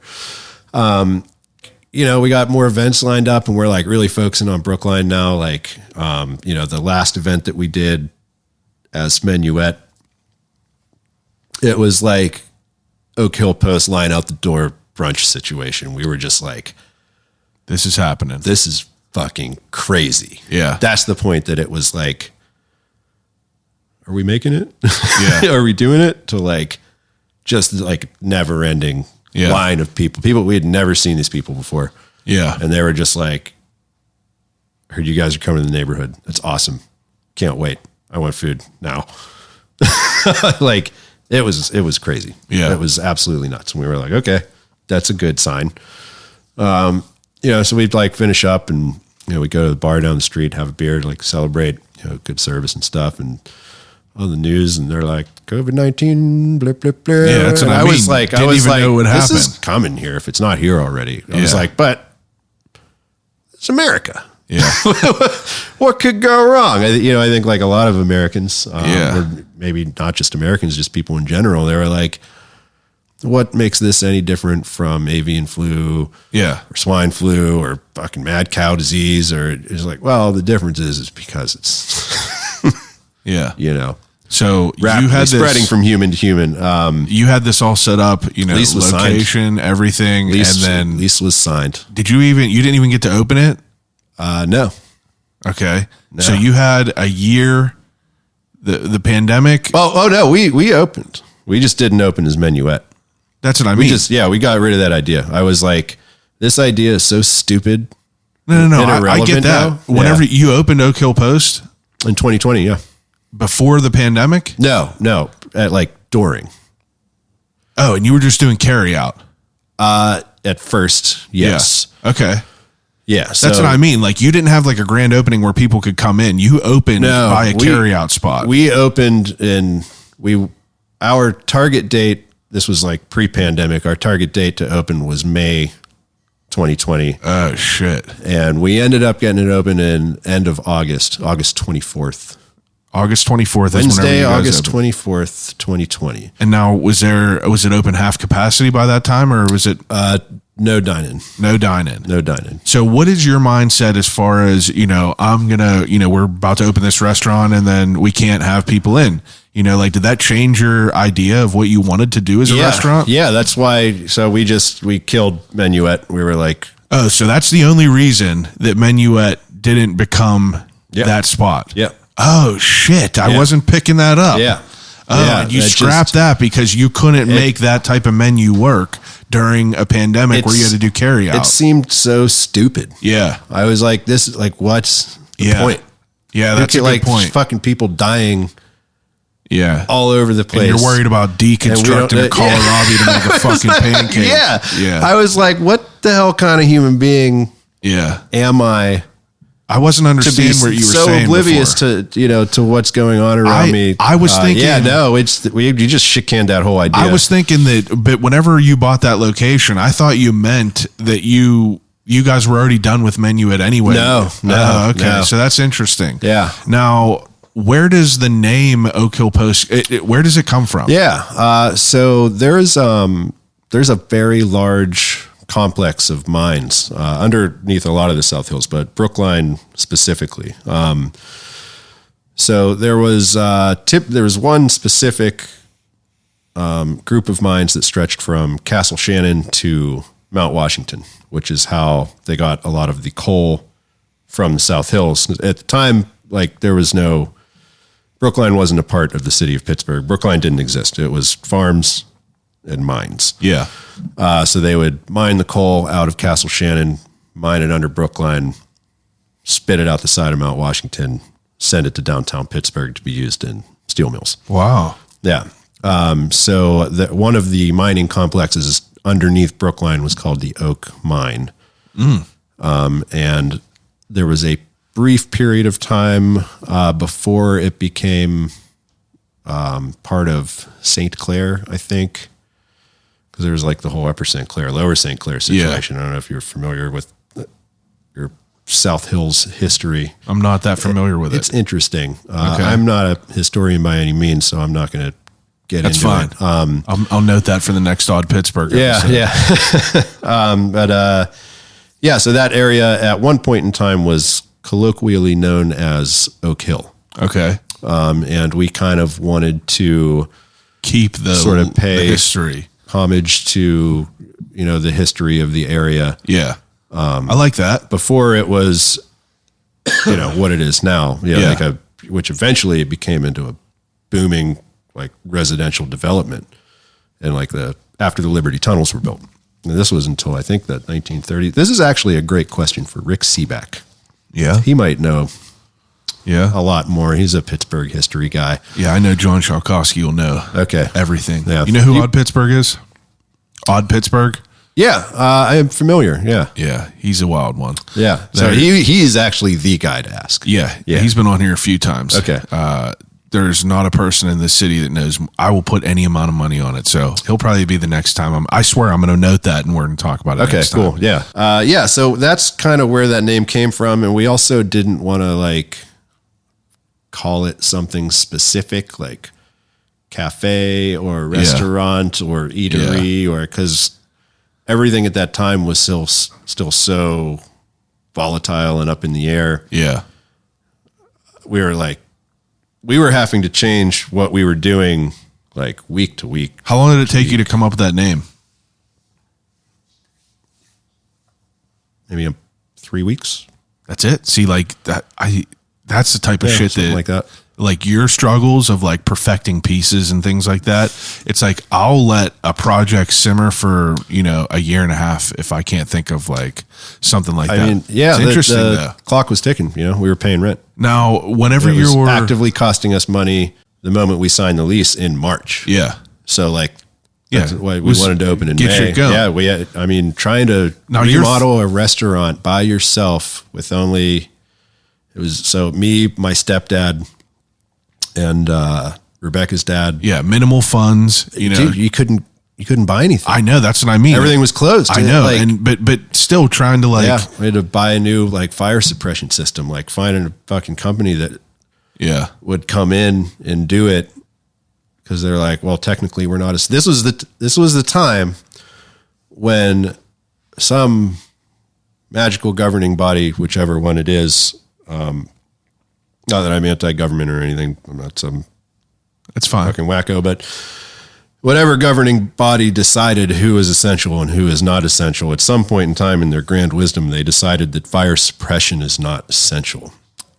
So trying to find a company who could come in and install a new fire suppression system. Wow. Was that alone. That's was crazy. Almost, and they were like, we're not technically allowed to come in and do this because we were deemed non-essential. That's fucking wild because even though they're responsible for fire suppression systems in nursing homes, cafeterias, hospitals, colleges. Like, but all those places are kind of closed. Yeah, man, that's wild. Closed. Yeah, that's another thing that like I've talked to chefs who own businesses who through the pandemic about different problems that they faced, and we talked about like source and ship it. That's like something that like is a whole different side of the coin that I would have never really thought of. Is like there are so many like supporting industries. So many industries support each other in different ways. Yeah, but like not being essential, it's like for that specific situation, like you're kind of fucked. Yeah, and it's like a pretty fucking essential service. Yeah. Yeah, but I mean, I'm talking about like as far as like black and white of it is like if you can't find a company to do that, how are you going to be able to open to be able to make money, and you're just pissing away your money on rent. And like that's crazy. The powers that be are like, what the fuck are you doing opening a restaurant now anyway? Like, is there something wrong with you? And it's like, did you guys have any sort of like or should we do this, or any sort of like we're not going to do this now, or no. Yeah, I mean like not for a second. We had already been working at it for 2 years. This is like we had been looking for a retail store for a year. Yeah, so it was going to happen. It was going to happen one way or another. Now, where's the menu at this point? Like you hear the pandemic is happening. Mostly sandwiches. Yeah, it was like maybe 5 or 6 sandwiches. Yeah. Some like greatest hits things that we did when we were at Hitchhiker that people really responded to. Yeah. Just trying to do whatever you can do. Yeah. Yeah. It was just me and Rebecca at the time. Now, another thing that I was talking about is like talking to like chefs and everything like that. There's some restaurants who make these dishes that like don't carry out well. Yeah. And I never would have thought of that unless he brought it up and told me that. I was just like, that's crazy to even think about. It's crazy to me to not think about. Well, like that. So the difference in chefs now, like, you're, I don't want to group people into pre-pandemic people and post-pandemic people, but like, I'm sure it's different. I cannot imagine designing a menu item and not thinking about what happens when I stick it in a box. Yeah. Cause people, I mean, like, can't imagine it. Yeah. It's impossible. Like, that's crazy to think about. Such a major factor in everything that we do. Yeah. Is how long does it take to make it? How does this fit in with online ordering? Do we have packaging to put this in? Do we have to buy special packaging to put this in? Can we get the special packaging when we need it?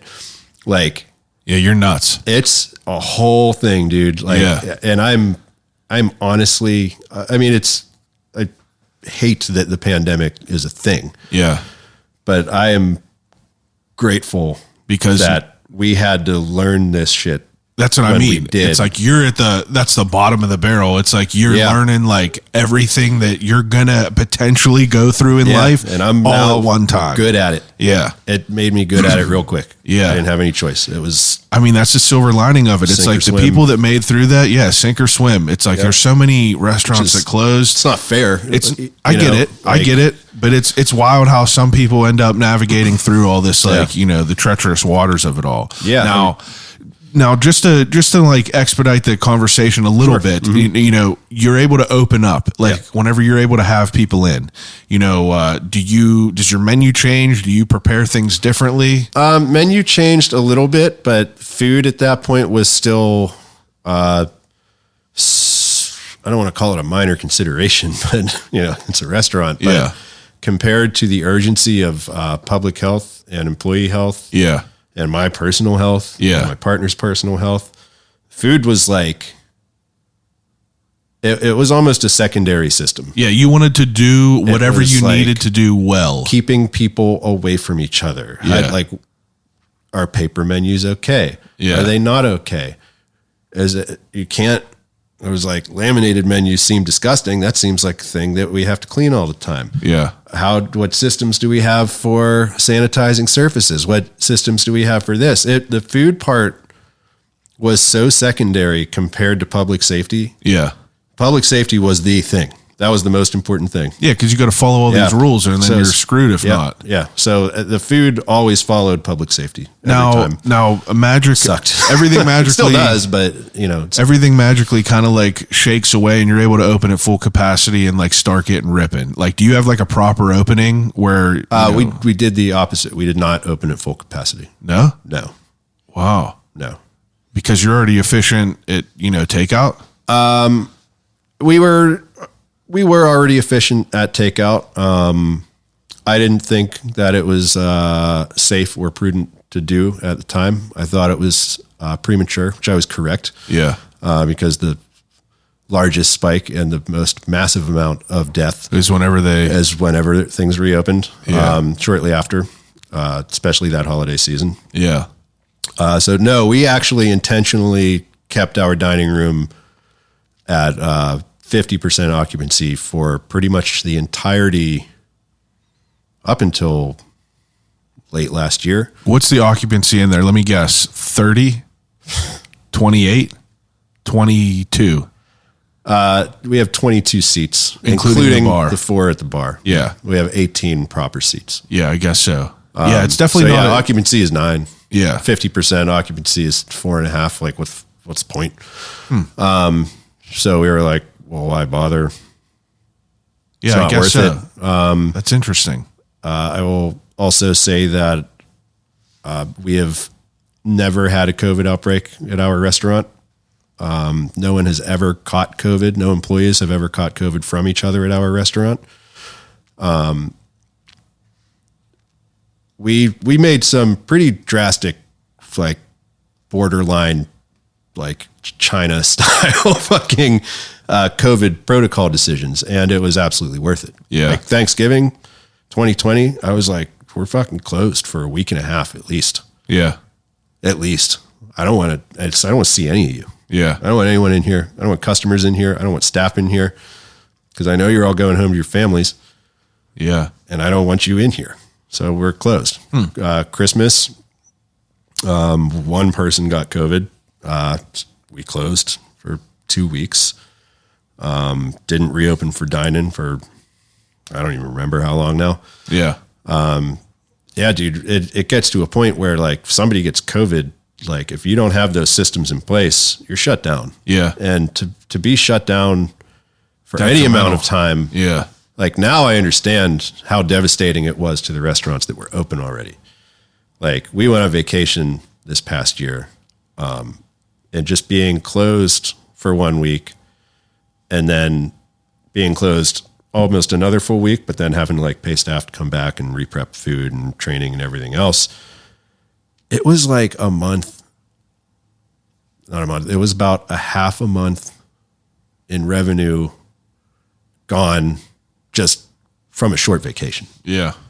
Which is like for a restaurant, that's a lot. Yeah. Like that's, I mean, if you are on top of your shit, you'll get by just fine. Like it's not the end of the world, but I couldn't imagine like, hey, you're closed for months. Yeah. Like, It's pretty wild to think about. It is real wild to think about. It was wild to see everyone like pivot and what they do to try to make it. But, we went back and forth a lot between dine in, no dine in, open, close, 6 feet, 12 feet. So when do you go to full capacity? We went to full capacity. It's hard to say now. I feel like we've been at full capacity for a while. Yeah. Definitely in what year is it? 22. Yeah, Jesus. Definitely in 21. Always the same hours whenever you opened up? No, fuck, dude. We were working like, me and Rebecca worked 85 to 90 hours a week for the first year and a half. What do you mean? We started out open 11 till 7. Okay. Which then we extended from 11 till 9. Were you doing like different food in the way? We started doing, once we did start doing like dine-in, like limited capacity dine-in. We had like, full dinner menu and everything else. Still BYOB and stuff. Yeah. It's a weird thing. Cause like, your business, it wants to grow whether you want it to or not. Yeah. It's just going to happen. Yeah. So you're like, oh fuck, I need to hire somebody. And it turns into like 2 people. Well, the reason I even asked that is, and then you're like, oh, well, now I need to offer more goods and services because, it's just you're trying to way balance everything that out. Capitalism just has a way of growing itself like an organism that's like create jobs. Jobs create more cost for the business. So the business needs to create more demand somewhere, and then it creates more jobs, and then it doesn't end. Yeah. So you're like, well, fuck, I have to be open more. I have to be open longer. I have to do more things. Well, eventually we were open. Yeah. It started out 11 to 7, then 11 to 9, then 9 a.m. to 9 p.m., 12 hours a day. Oh, wow. Yeah, dude. It was fucking brutal. It was the most brutal thing. So now that you know my work history. Yeah. It was the most brutal thing I've ever done in my life. Working the past 2 years. It's insane.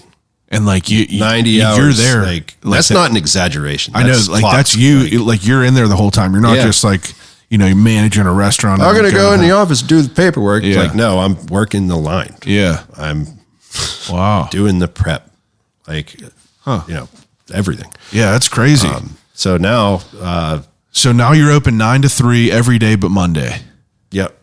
Now, where does that sort of schedule come into play? Because it's completely different than what you were at first, right? It's just, we started seeing last year around October. When did that happen? 9 to 3? That happened January of 2022. 2022. Okay. Yeah. So we opened for breakfast in September of last year. Yeah. That's when we were open 12 hours a day. Yeah. Because we were like I said, like, oh, I need to hire more people. And now it's like, well, now I need to offer more. I need to find more revenue. Yeah. So it like, you got to keep constantly balancing those things out, revenue versus labor. Yeah. So we started seeing just dinner service just start to decline more and more and more and more and more over the weeks and over the months until we were just like, not worth it to do it. Well, I'm just going to close for dinner because right now the way it is I'm working 90 hours a week. I'm working the line for breakfast and lunch and dinner and trying to get prep in and working on employee schedules and ordering and all this other shit. It's constant. And I was like, what would happen just, if you were out for a second? What would happen if I was out for a second? But more importantly, so we ended up with this weird dichotomy of different, like 2 types of laborers. We had like the morning people and the nighttime people, all great, fantastic people. But I was like, I hate this because these morning people never get to work with these nighttime people. These nighttime people never get to work with these morning people. And I get to work with all of them. And I sit and I'm like, what would happen if they all worked together? Yeah. It would probably be chaotic. Fucking awesome. No, it would be amazing. Yeah. I'd be like, now it would be, instead of having this crew stretched out over this long period. Oh, I thought you meant like if they just had to like fill in and work with each other, they might not like vibe well at first. Oh no, that's no. What would happen meant. if you integrated them all, into one force, super one team. workforce. Yeah. And I was like, I talked to Rebecca about it, which she, again, for whatever reason, trusts me to make these decisions. I was like, okay, so we'll take a hit in sales because we'll be closed for dinner, but the sales aren't there. So realistically, how much sales are we going to lose? Yeah. 30%, 40%. It's less than half. So, but fuck it. How long can we operate at a loss? Like, how much time do I have to recover from this potentially terrible decision? Yeah. It wasn't a terrible decision. It was the best decision because now I had this great team that was fully integrated that then I could stop being a control freak. Yeah. I could stop being the guy who had to do everything all the time. Yeah. I could be like, you can trust you're other people all to smart. do it. You're all talented. That's Yeah. why I hired you. Like, now I can focus on teaching you how to do what I do. Yeah. I can teach you to do these things. Like, people are like, your biscuits, they're amazing. Like, They are good. fucking ridiculous how you do this. It used to be just me who made them all the time. And now everybody makes them. Yeah. I don't like, they make them better than me now. They're pretty good. You know, it took a long time to Perfect. to perfect it. Yeah. And it's still not perfect, but I don't care. Yeah. They're good. Yeah, they're good. Really good. People seem to like them a lot. Yeah, no shit. And I'm fine with not being the guy in control of being like, no, they have to be just fucking perfect down to every little detail. Were you guys bumping from whenever you opened full capacity? I mean, from 9 to 3, like, was it just bumping the whole time? No, Okay. not like it is now. Because it's bumping now. Yeah, it's I crazy. took my buddy there for his birthday. You know, I asked him, I said, where do you want to go for breakfast? And he's like, I don't know, dude, whatever. And I'm like, I know this place. You know, I was like, we got to go early. He was like, what time you want to go? Like 10? I was like, nah, I need you to be here. I was like, we need to be parked out front at 8:30. And he was like, what the fuck? Where are you taking me? And he was like, no way. He was like, why so early? A half hour? And I'm like, there's going to be a line there. I was like 100% that he's like, there's no way there's going to be a line on a Sunday morning. It was freezing out. I was like, I'll bet you money. We're sitting there. We look over to the right. In a blink of an eye, 10 people immediately. And then I saw you. We ended up getting the last table. And then, you know, we ate food, and then there was just a constant stream. I was there just this past Sunday, and it was like we were there whenever it opened, but it was just crazy, dude. It really was crazy. And every time we've been there, we have been fortunate enough to find a seat. Yeah, find a seat, like, you know, for some reason. But, you know, that's usually like play a day of hooky and go and have a nice breakfast there. But it's bumping. Yeah. I feel it. I used to wonder, like, you know, I don't know. I mean, I'm sure you've probably been to Gaucho before. I don't know if you remember their spot little in the Strip. I never went to the moved. one in the Strip because there was a line all the time. Yeah, and I would be like, those poor fuckers. How do they do it? Like, how do they work through that? How do you manage? Oh, it's probably that amount addicting. of people. Like, but then once you have to do it, like, There's I'm not going to say it's easy. No, but you have a system worked out. And I was noticing that because I swear once we were sitting there and I was going to bring them there, I was like, all right, I got to hit them up because, like, I was like, if we're going to have a great meal today, I'm going to hit him up. I know. I'm glad you had a great meal. Yeah. I was like, if we're going to have a great meal today, I'm glad everything's going to work out. And I was like, I want to hear what they say. And they were both blown away. And, you know, he was like, this is honestly crazy. French toast, crazy with the lemon, you know, just all wild. She got the biscuits and gravy. Nice. I tasted some of that. Fantastic. Me and him both got the breakfast smash and the mashed puppies or whatever the hell they're called. All great though. Those things, dude. It's That- a whole other conversation. It's great for sure, but like I was able to, you know, I wanted to hit you up about it and like kind of figure it out because I was like observing your system in there because, you know, it's interesting because you walk up, you order, then you get seated. Yes. And like, I like that because like, you know, there's nothing worse than the person that like, if there's a big ass line and you just got some asshole that goes and sits in a seat and they're not going to be able to have a table for an hour. But I get it. You guys got a different thing. You only got 18 seats there. Yep. So it's a small spot. Have to, it allows my inner control freak to actually do good. Yeah. Because, like, that's a situation that's like, we need to be in control of it. Yeah. I don't personally. No, but This organization needs to be in control of the flow Was it always like that? Work. Not like it is now. No. Okay. Because it's developed now. Because like you guys, you funnel. You mean always like that as far as our like you walk in, order, it's order, always and been then like get that. sit down. Not exactly. We used to be less strict about it. Yeah. And people just kind of naturally did it. Yeah. They were like, oh, I order here. And we're like, yeah, you order here. And we could like help them with any questions and then be like, okay, you can go sit wherever you want. Now we're like, you will sit where we tell you to sit. It makes sense because you can't sit anywhere else. It makes sense though. Like no, you cannot. You have to utilize every, ounce of space that you have. Oh, we do. Yeah. And now, but as I was observing it, it's like we sit down and then like once people are done, it just it's like a puzzle piece. One goes out, one goes in. Yeah. But everything, you guys definitely have a system going on there. The question that I want to know about it all is like, from the beginning, you said you opened in January, you were doing breakfast. Before that, you were doing breakfast. I understand that. What percentage of the menu was different to what it is now? Do you guys change it often? We used to. Okay. Not so much anymore. Okay.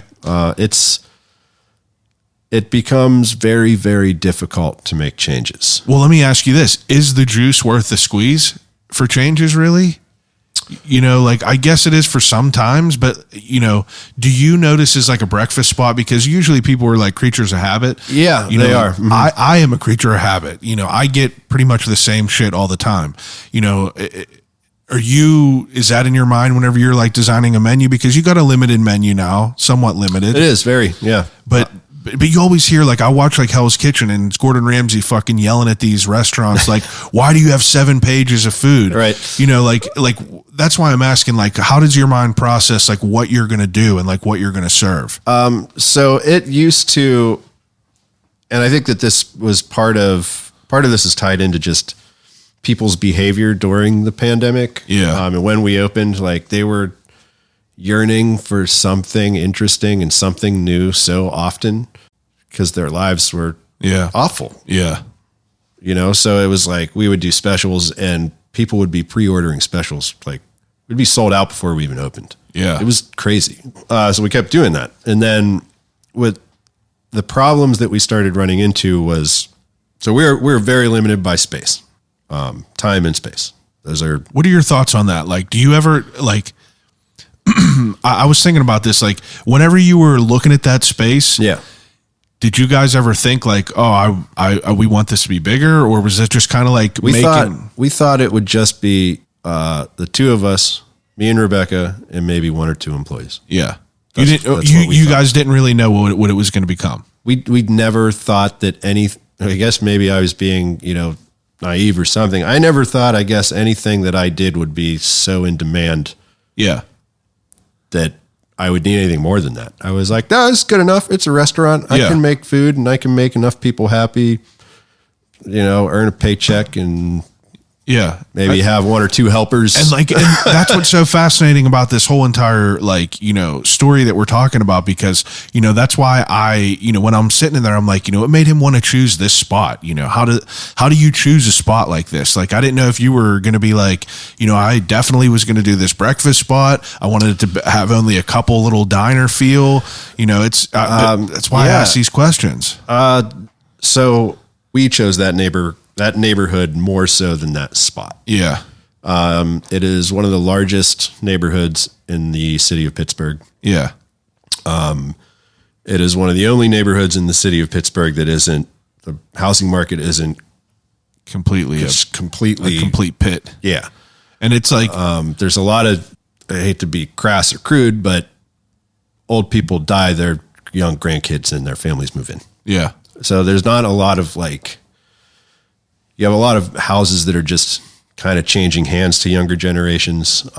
It's still really affordable for younger families to move into. So it made sense to be there. To be there. Now, whenever you're open in the morning, we were talking about breakfast and having like a somewhat limited menu and utilizing like what you got there. How does your mindset kind of go to where that is? Like as far as what makes it and what doesn't. Well, like breakfast, like you guys have a breakfast, like a brunch breakfast type of menu, I would say. But it's very breakfast heavy now, which we're hoping to get it more. I like that chopped cheese. You know, that's your take on it. That's a good take on it. I'm excited for it. I was disappointed. Dude, I really wanted for that to happen. That's for you all right, today. but I'm happy for you. That's a good thing to sell out. Yeah, it is. Now, whenever you're, creating your menus, and you're doing this in the morning, we were talking about being creatures of habit. Mm-hmm. Did you notice that, as far as your customer base? Yeah, I mean, there are certain customers, regular customers, who order the same thing every time. Yeah. Yeah. Now, is that why the menu is alternating as it usually is? It's because the volume of work that we do is so exacting now that there isn't room for fun or flexibility. Not fun. I mean, we have fun. We make the best of it, but we're serving between 150 and 170 people a day out of a 22-seat restaurant. Yeah. It's pretty wild. It is very, very specific in what we have the capability to do and not do without sacrificing quality and time. Yeah. The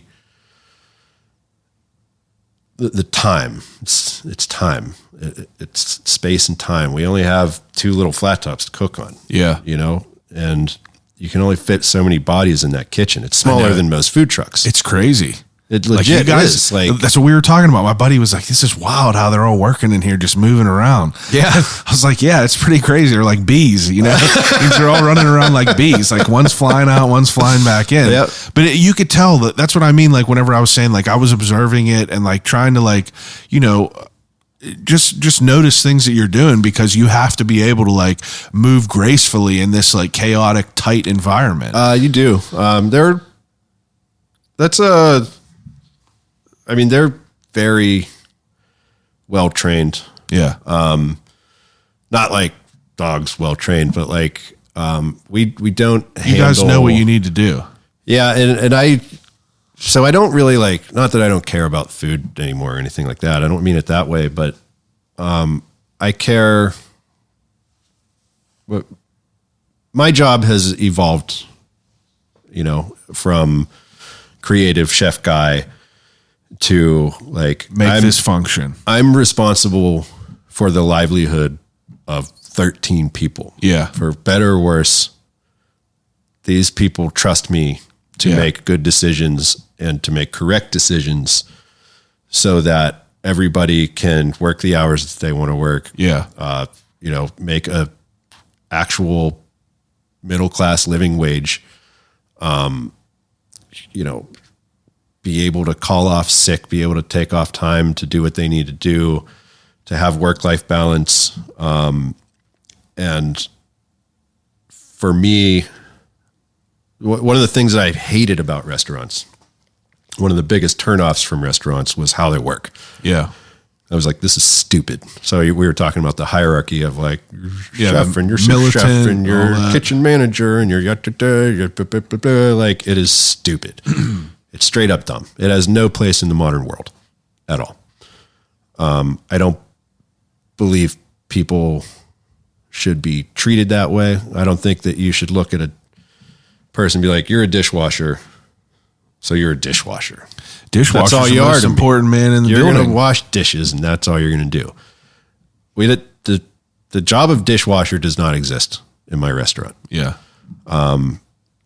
It doesn't. Our system of managing our human resources is actually, it's a point of pride. I care about that. That's my job now. That's my function to the restaurant and to the organization. It's not to come up with wacky, stuff or gimmicky food items or stupid, clever social media posts. It's make this function for the betterment of everyone. Yeah. And do it well. To the best of your abilities. To the best of my abilities. While making your customers the happiest While making you can. customers happy, while making sure that, good positive word of mouth keeps coming, good reviews keep coming. I used to hate Yelp. I used to fucking hate it. I was like, Yelpers are monsters. They're the worst. Oh, I make no mistake. If you're a Yelper and you're a sole Yelper, you're a piece of shit. And I'm going to just say it. I wasn't just talking to you. I was looking you down in the eyes. But there's people that you click on their page and it's like, I got 7,000 reviews. And they want to like split hairs and be like, oh, I didn't get my ranch with this. This was like Italian. And you're like, brother, that's crazy. I've said it on here numerous times. I never worked in the food industry, really. I was a pizza delivery guy, whatever. I filled in at my buddy's restaurant in the South Side for 3 days and, or 2 nights for a weekend or dinner service. I was just running food. All right. That's all I was doing. Streets on Carson. His kitchen is on the top floor. So you're running these plates up and down these steps. Okay. That was my initiation into it. And just seeing a Friday night, tickets piling up and these dudes running in and out. It's like every single person that leaves reviews on Yelp should not be allowed to do it unless they worked in a food service industry.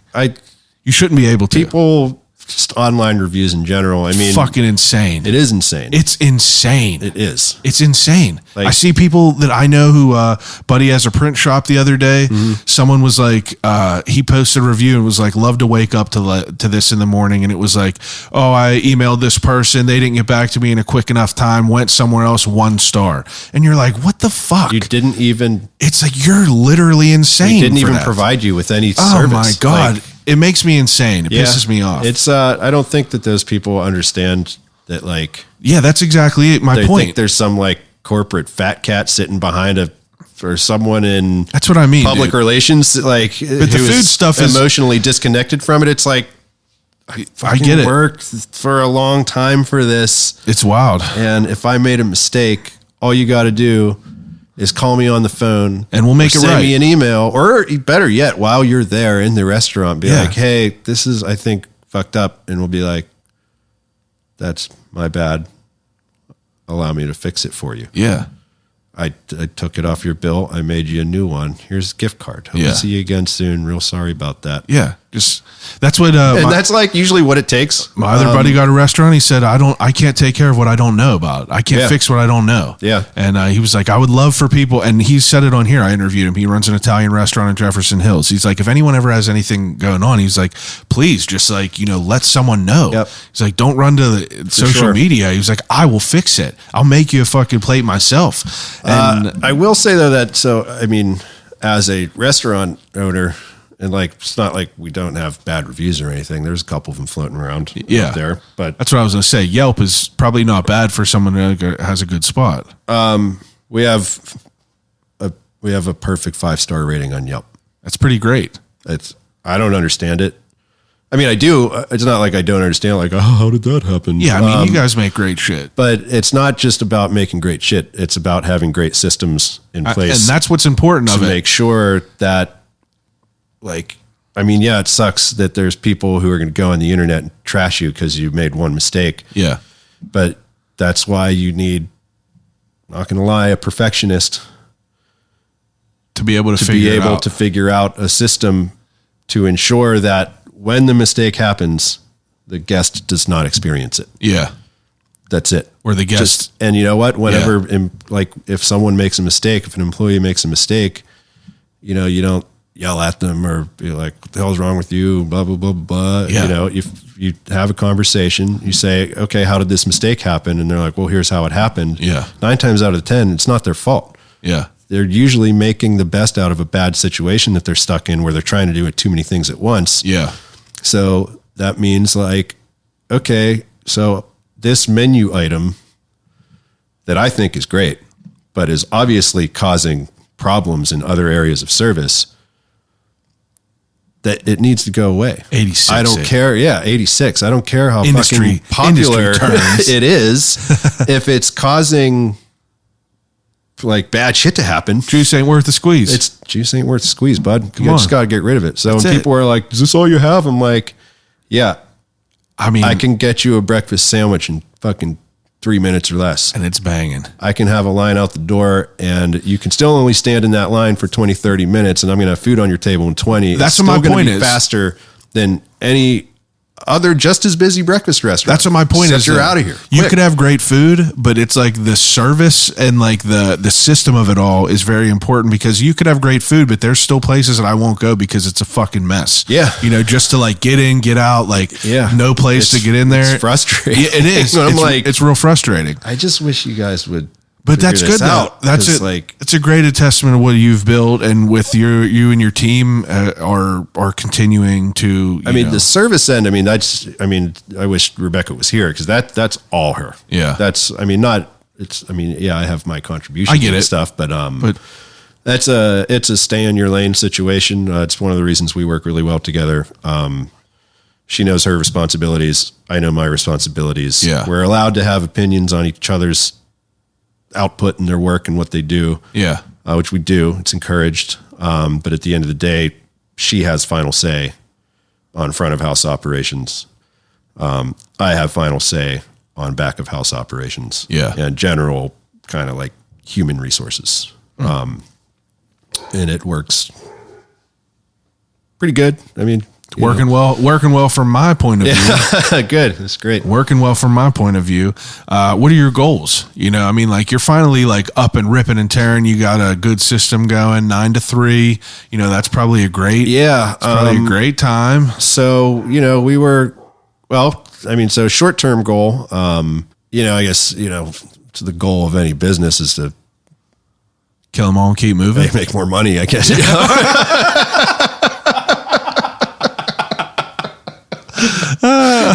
That's the best. I might have to make that a sound clip. Oh man. Well, I guess the goal of any business, I guess to make more money, right? Yeah.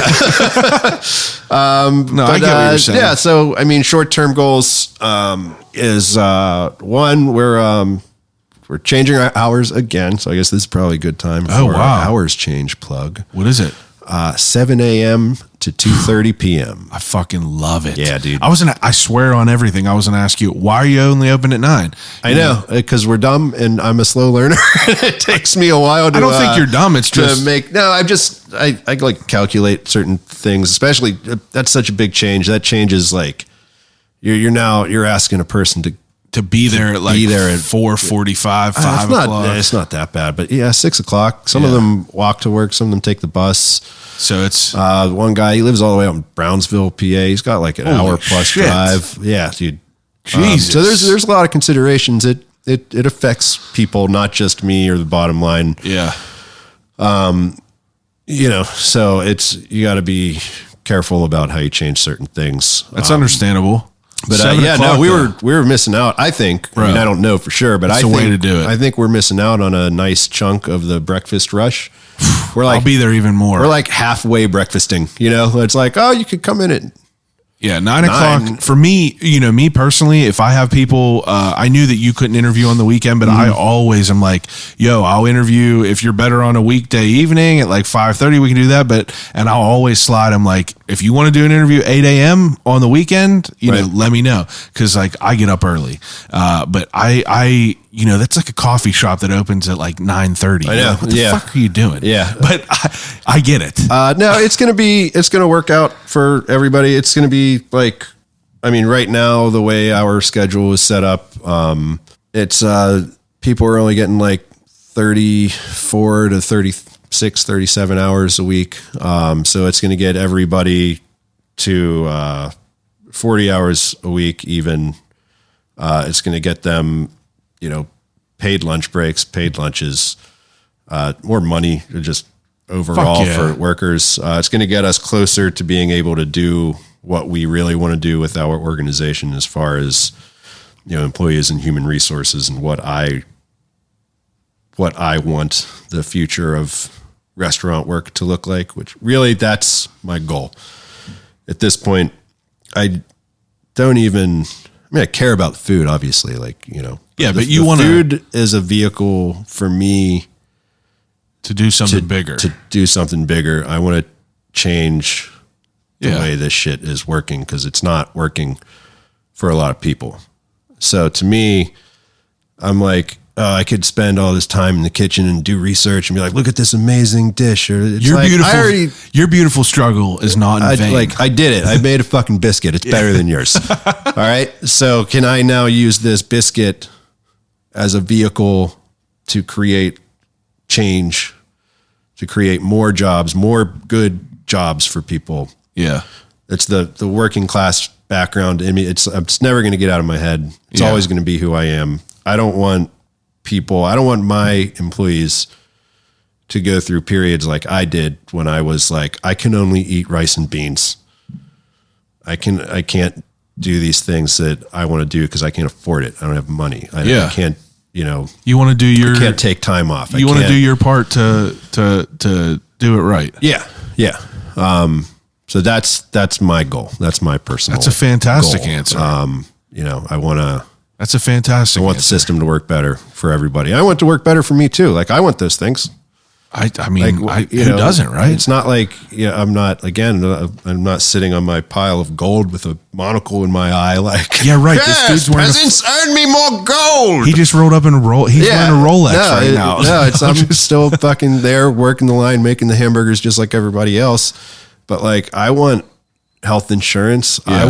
Who doesn't? I want to save for retirement. Like, amen. That's what I want for the people around me. The American dream. Yeah. And real American dream. I want it to be able to help workers achieve that in this, industry and in this sector that they typically are looked down upon. Yeah. I want you want to change a stigma. I want a guy to be like, yeah, I fucking cook eggs for a living. Me and my spouse make, whatever, 120 grand a year. Yeah. Why can't you? Why can't you? Bro, I'll pay I pay money for good food. Food is the best. Yeah. I mean, it's tough. That's the thing is like, people are like, consumers can be so difficult sometimes. So when we first opened, we were like, no tip establishment, no tipping. What? Yeah. Cause I thought that was the part of the problem. I think that's was tipping craziest. culture. Talk to me about that because like for me, yeah, tip culture is like, it favors one type of hospitality worker over another. What do you mean? Front of house versus back of house. It is proven that it favors white people over people of color. People are more likely to tip greater to a white person than they are a person of color. Okay. People are more likely to tip a man more than a woman. Where are these statistics coming from? They're out there, bud. This is unfortunately I don't have but I guess you would. I don't have my resources with me, but I know, but I mean, like, if you want to continue the conversation, though, I can come with them. Yeah, no, but I get what you're saying. You probably definitely see more of all this than I do, but it's like, it's the idea to not tip a person. Like, first of all, how does your employees take that? Like, how do they? They didn't care. I mean, they made anywhere between $14 to $16 an hour. For like dishwasher on the low end, line cook on the upper end, which for a line cook at the time. And do you think that was that a positive thing to take away the tipping culture of it all? That's interesting. I've never heard of that. Really? Yeah. Some customers were like, "Oh, good for you. The tipping's a pain in the ass," or like, "Okay, so." You don't pay servers $2.85 an hour, but like we didn't have servers anyway. So it was like, we don't really need tips. There's no dine-in service. Like there's no, like, I get what you're saying now. I get what you're saying. Yeah. I get what you mean now. But so many people were like mad about it. Not like mad. They're like, but I want to tip you guys. And I'm like, well, they'd be like saying this to me. And I'm like, I'm the owner. I'm not going to take tip anyway. Well, that's why I was asking. Like, that's why I want them to have it. And it's I'm like a little bit shocking. Okay. I was like, you can if you want. But that's exactly why I ask these questions, because I feel like a lot of people like me don't understand the reasoning behind it, and that's a perfect explanation. Like, the tipping is foregoed because you're already being paid a livable wage rather than being paid the $2 an hour, like you said, and dependent on tips. You're changing it to having this person not be dependent on fucking assholes if that is the problem. Correct. Okay. So there we go. Yes. Thank you. Very well said. That makes a sense. However, it turns out that argument is a bunch of horseshit too, because you can still pay people $15, $16 an hour, and let them get tips. Yeah. And now they're making fucking $30 an hour. Yeah. It's that easy. Boom. It's done. And way more happy. Fucking solved. People are happy, you know. Problem solved. Wow. Customer gets to tip.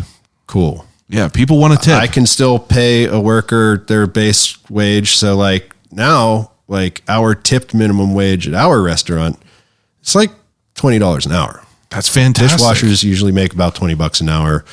Line cooks usually around 22 to 24. This is like their weekly average. How do you integrate back of house? Because like whenever you were saying like, oh, tipping favors front of house to back of house, that's very interesting because we use a tip pool. Okay, yeah. So the whole house, the way tipping law is, I mean, it varies state by state. There are like top down federal regulations, but it does vary state to state. Up until recently, it was against the law for back of house employees, for any type of worker who didn't directly engage with the service of the customer. They were not allowed to accept or take part in a tip pool or gratuity. Wow. At all.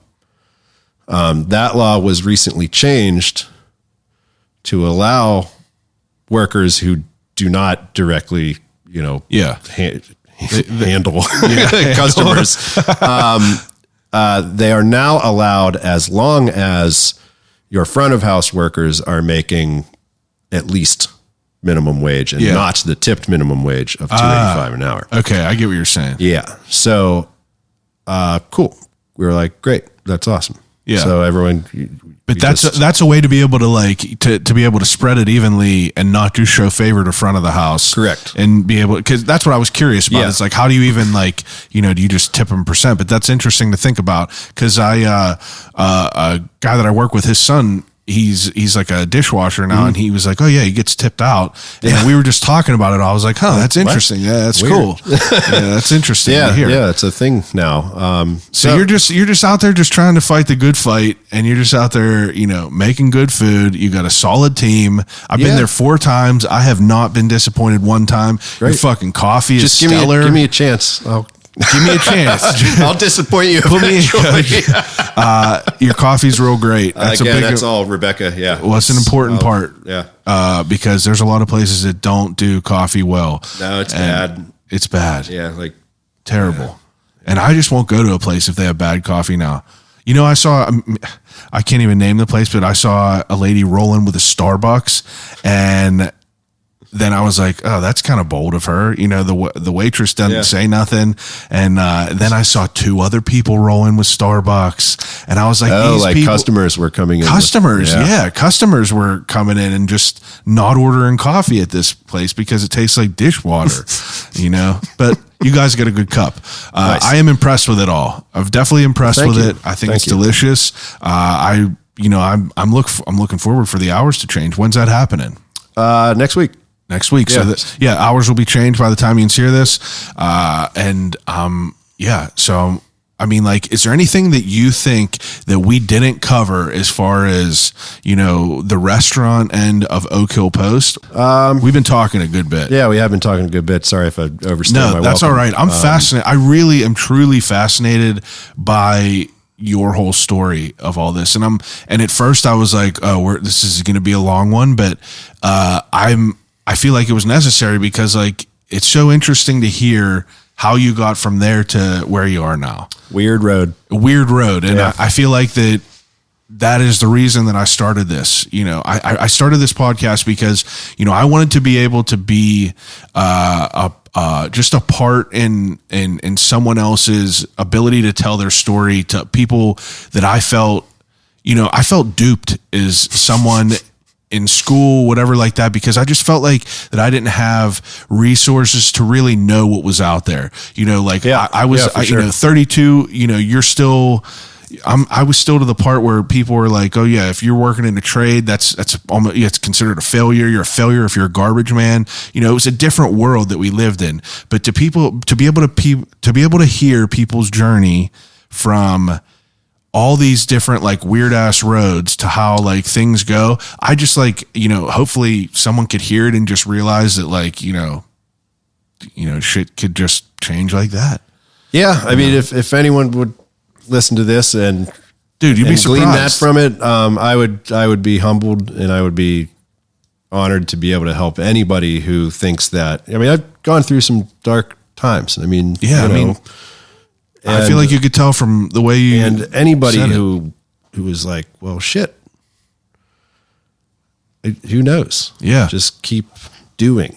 Wow, it really is wild. Don't dude. stop doing. Yeah, It's stop doing and fuck off and take a break. Yeah, You know, like if that's what, like I tell the guys at work all the time, I'm Trust like, yourself. go take a break. Yeah. You look tired. Yeah. You're getting frustrated. You're getting breakfast brain, as we call it. Breakfast brain. Which is like, yeah, you're just getting like slammed with orders just over and over and over. Like Yeah. the way our system is set up, one fucking poor person stands there and literally cooks everything. yeah. It's you'll see him next time you come in. Oh yeah, tall, skinny guy. Tall, skinny guy. Oh yeah, I saw him. That dude is amazing. He's, I mean, just as a human being, he's Yeah. amazing. But I was like, hey, bud, I'm sorry. I feel bad, but like this shit is sloppy. Like, you know, just timing and guest wait times and ticket times. And like everyone's tripping over each other. I was like, the best way for this to work is for you to cook everything Yeah, and don't worry about anything else. yeah, Just how many egg, yeah, what style egg, Yeah. how many burger. yeah, Don't worry about no lettuce, no tomato, add bacon, add this. Don't Yeah. even worry about that. Just, provide the base. hey, bud, give me 7 eggs, 4 orders of mash browns, 3 fries, blah, blah, blah. And he's like, okay. He cooks it. And then, you know, me or somebody else, we worry about the French toast and the no lettuces and how many biscuits do we toasting, how much biscuit and gravy, how much this, how much that. Like, You guys do it well. yeah, it's weird. You do it well. Yeah. Once it clicked, I was like, oh, This is how it's supposed to be. this is how it's supposed to be. This is how it's Neat. supposed to be. Yeah.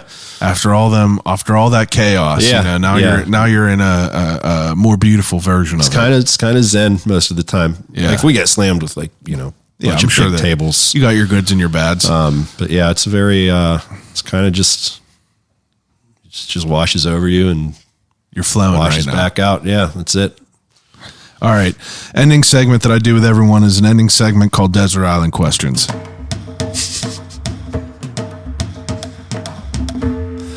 All right, Desert Island Questions. Whenever I give each guest 3 categories to take with them on a desert island until they starve to death and die. Okay. First category, 3 movies to watch with you on a desert island. Oh, dude, this is gonna take longer than this entire It can't. podcast. It can't. We've been talking for 2.5 hours Oh, already. Jesus. All right. Being John Malkovich. It's a good one. Oh, geez. Let me just Evil say, Dead 2. Oh, that's a great one. Let me just say, And- being John Malkovich is, you know, it speaks a lot about, you know, your journey that you just told me. I don't know what you mean. That's the movie you want to Yeah. watch for the rest of your life until you starve to death and die on an island. Jesus, what's wrong with me? That's a good one, though. Evil Dead 2, that's a good one. Yeah, you said 3. Yeah, 3. All Last right. one. Last one. What's your favorite? Just for a bit of,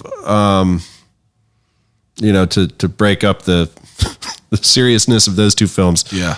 And because I have had Arnold Schwarzenegger on my brain Yeah. all day because of that sandwich special. Yeah. I'm going to go with Twins. Twins. Danny. Danny DeVito and Arnold Schwarzenegger. It's Danny DeVito's birthday today. No shit. 78 years old, I believe. Wow. I swear I saw that on Facebook. That's Must be true. It must be true. Okay, second category. I usually ask people 3 books, but I just want to know, what's your personal favorite thing on the menu? My personal favorite thing Yeah. on the menu.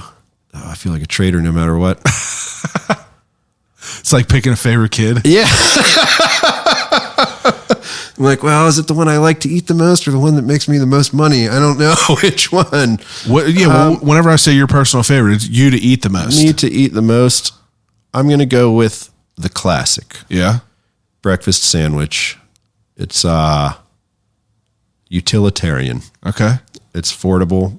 It's the best bang for your buck. Yeah. That's Yeah. good. That's $6 good. and you will be full. Can't beat it. Yeah. So that's it. Yeah. Now, what's the most difficult item to make on the menu? That, like, what is the most like time consuming? Most time That consuming. it's like you almost like don't want to do it anymore, but you have to. I don't know how this is like the fucking redheaded stepchild of menu items in the Hill Post. It's the mash browns. Oh yeah, Jesus Christ, dude. We sell. That's the first time I had them. They were good. I like disturbing amount. I mean, them. They're easy. And they are a pain in the ass to make. Oh, I bet. They're probably it's probably a time consuming thing that you're like, I would love to just slide these off the menu without telling anyone. we can't. So far, of all the different forms of potato that we've done though, they're the easiest to do during service. That's good. That's good. It's the little most silver amount of lining. prep, but that's the reason why is so many people want potato. Yeah. Whether it's French fry or gotta roasted or whatever. And like we used to do. Don't you fucking dare take any potatoes away from that burger. You have to have a selection. As a consumer, I would be disappointed. Yeah, we need potatoes. It's fine. I like potatoes. Gotta have starch, man. Yeah. Okay. Mash browns, most pain in the ass. Yeah. Okay, last category is 3 CDs on a desert island. So you get to like literal compact discs. Literal compact discs. Do they have to be compact discs that I have owned, or no? Okay, could be whatever. Just something you want to listen to for the rest of your life. To listen to for the rest of my life. Yeah, you get like a anti-skip CD player. Ooh, wow. Okay. Probably Buzzcocks' second album. Okay. Other music in a different kitchen. Yeah, that's the one. Yeah. That one. I mean, any Beatles album would do. I'd probably go with Revolver. Beatles guy, huh? Big time. Yeah. Big time. Okay. Fragile by Yes. Those are probably. I would have never guessed any of those. Probably not. I listen to a lot of stuff. Yeah, it's good though. It's good. Okay, third to last question is something called the death row meal. Okay. Death row meal is whenever you get, you ever read them articles, get your last meal before you get put to death, you get an appetizer, a main course, and a dessert. Okay. Appetizer would probably be just a nice, simple Taco Bell taco. Always good. Main course would be a Big Mac. Oh. Dessert would be a Frosty. You're a fast food guy? I'd never eat it, but yeah, I fucking love it. It's delicious. It's fat and salt and sugar. If I was going to die, filet mignon. Yeah. Yeah, I mean, that's fair. Give me it's a good point. Big Mac, yeah. Okay, second to last question. If you're getting ready to go on a road trip and you go into the gas station, you're getting your last snack, you're driving to the end of your world. What's the snack you pick? I always try to read people about what they're going to say, and I always guess something, and people are always like, combos. I'm on my way to a desert island. No, not really a desert island. But this is the last snack you ever eat. You're just on a road trip. What's your go-to? Gas station. Last snack. Maybe Doritos. Yeah. Classic. Yeah. Can't beat it. I don't know which one. Got to be the regular. What's the regular? Nacho cheese. Is that regular? Not Cool Ranch? Nacho cheese was first, I believe, right? Okay. I have no idea. Who knows? But Doritos, yeah, it would be nacho cheese. Yeah. Yeah. Amen. Yeah. You could eat a whole bag. Easy. Okay. Last question. If you could have a conversation with anyone alive or dead, who would it be and why? It would probably be my grandfather. Okay. Now, put a pin in that. Yeah. If it's not a loved one, someone that you have no ties to, who would it be?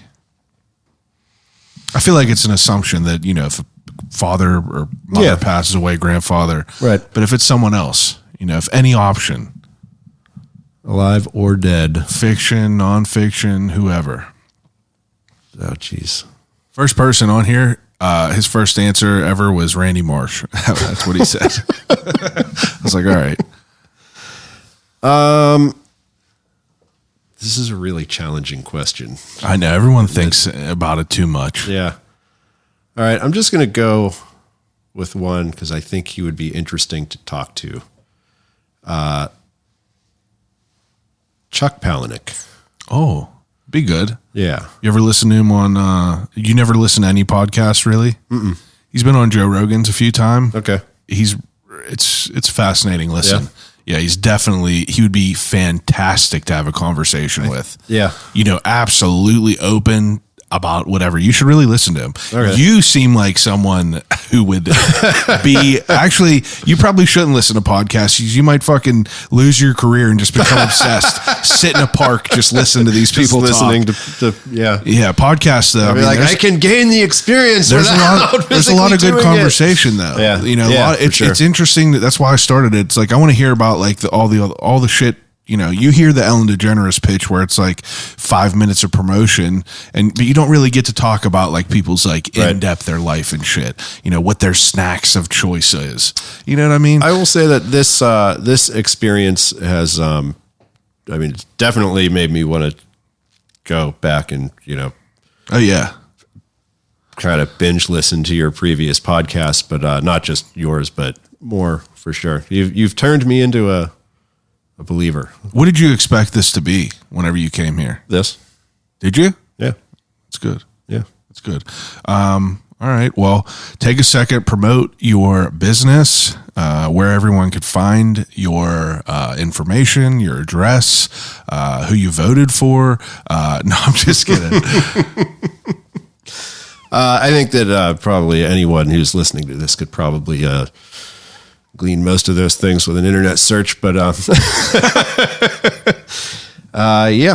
So Oak Hill Post. I own Oak Hill Post. It's a breakfast and lunch restaurant located at 600 Brookline Boulevard in the Brookline neighborhood of Pittsburgh.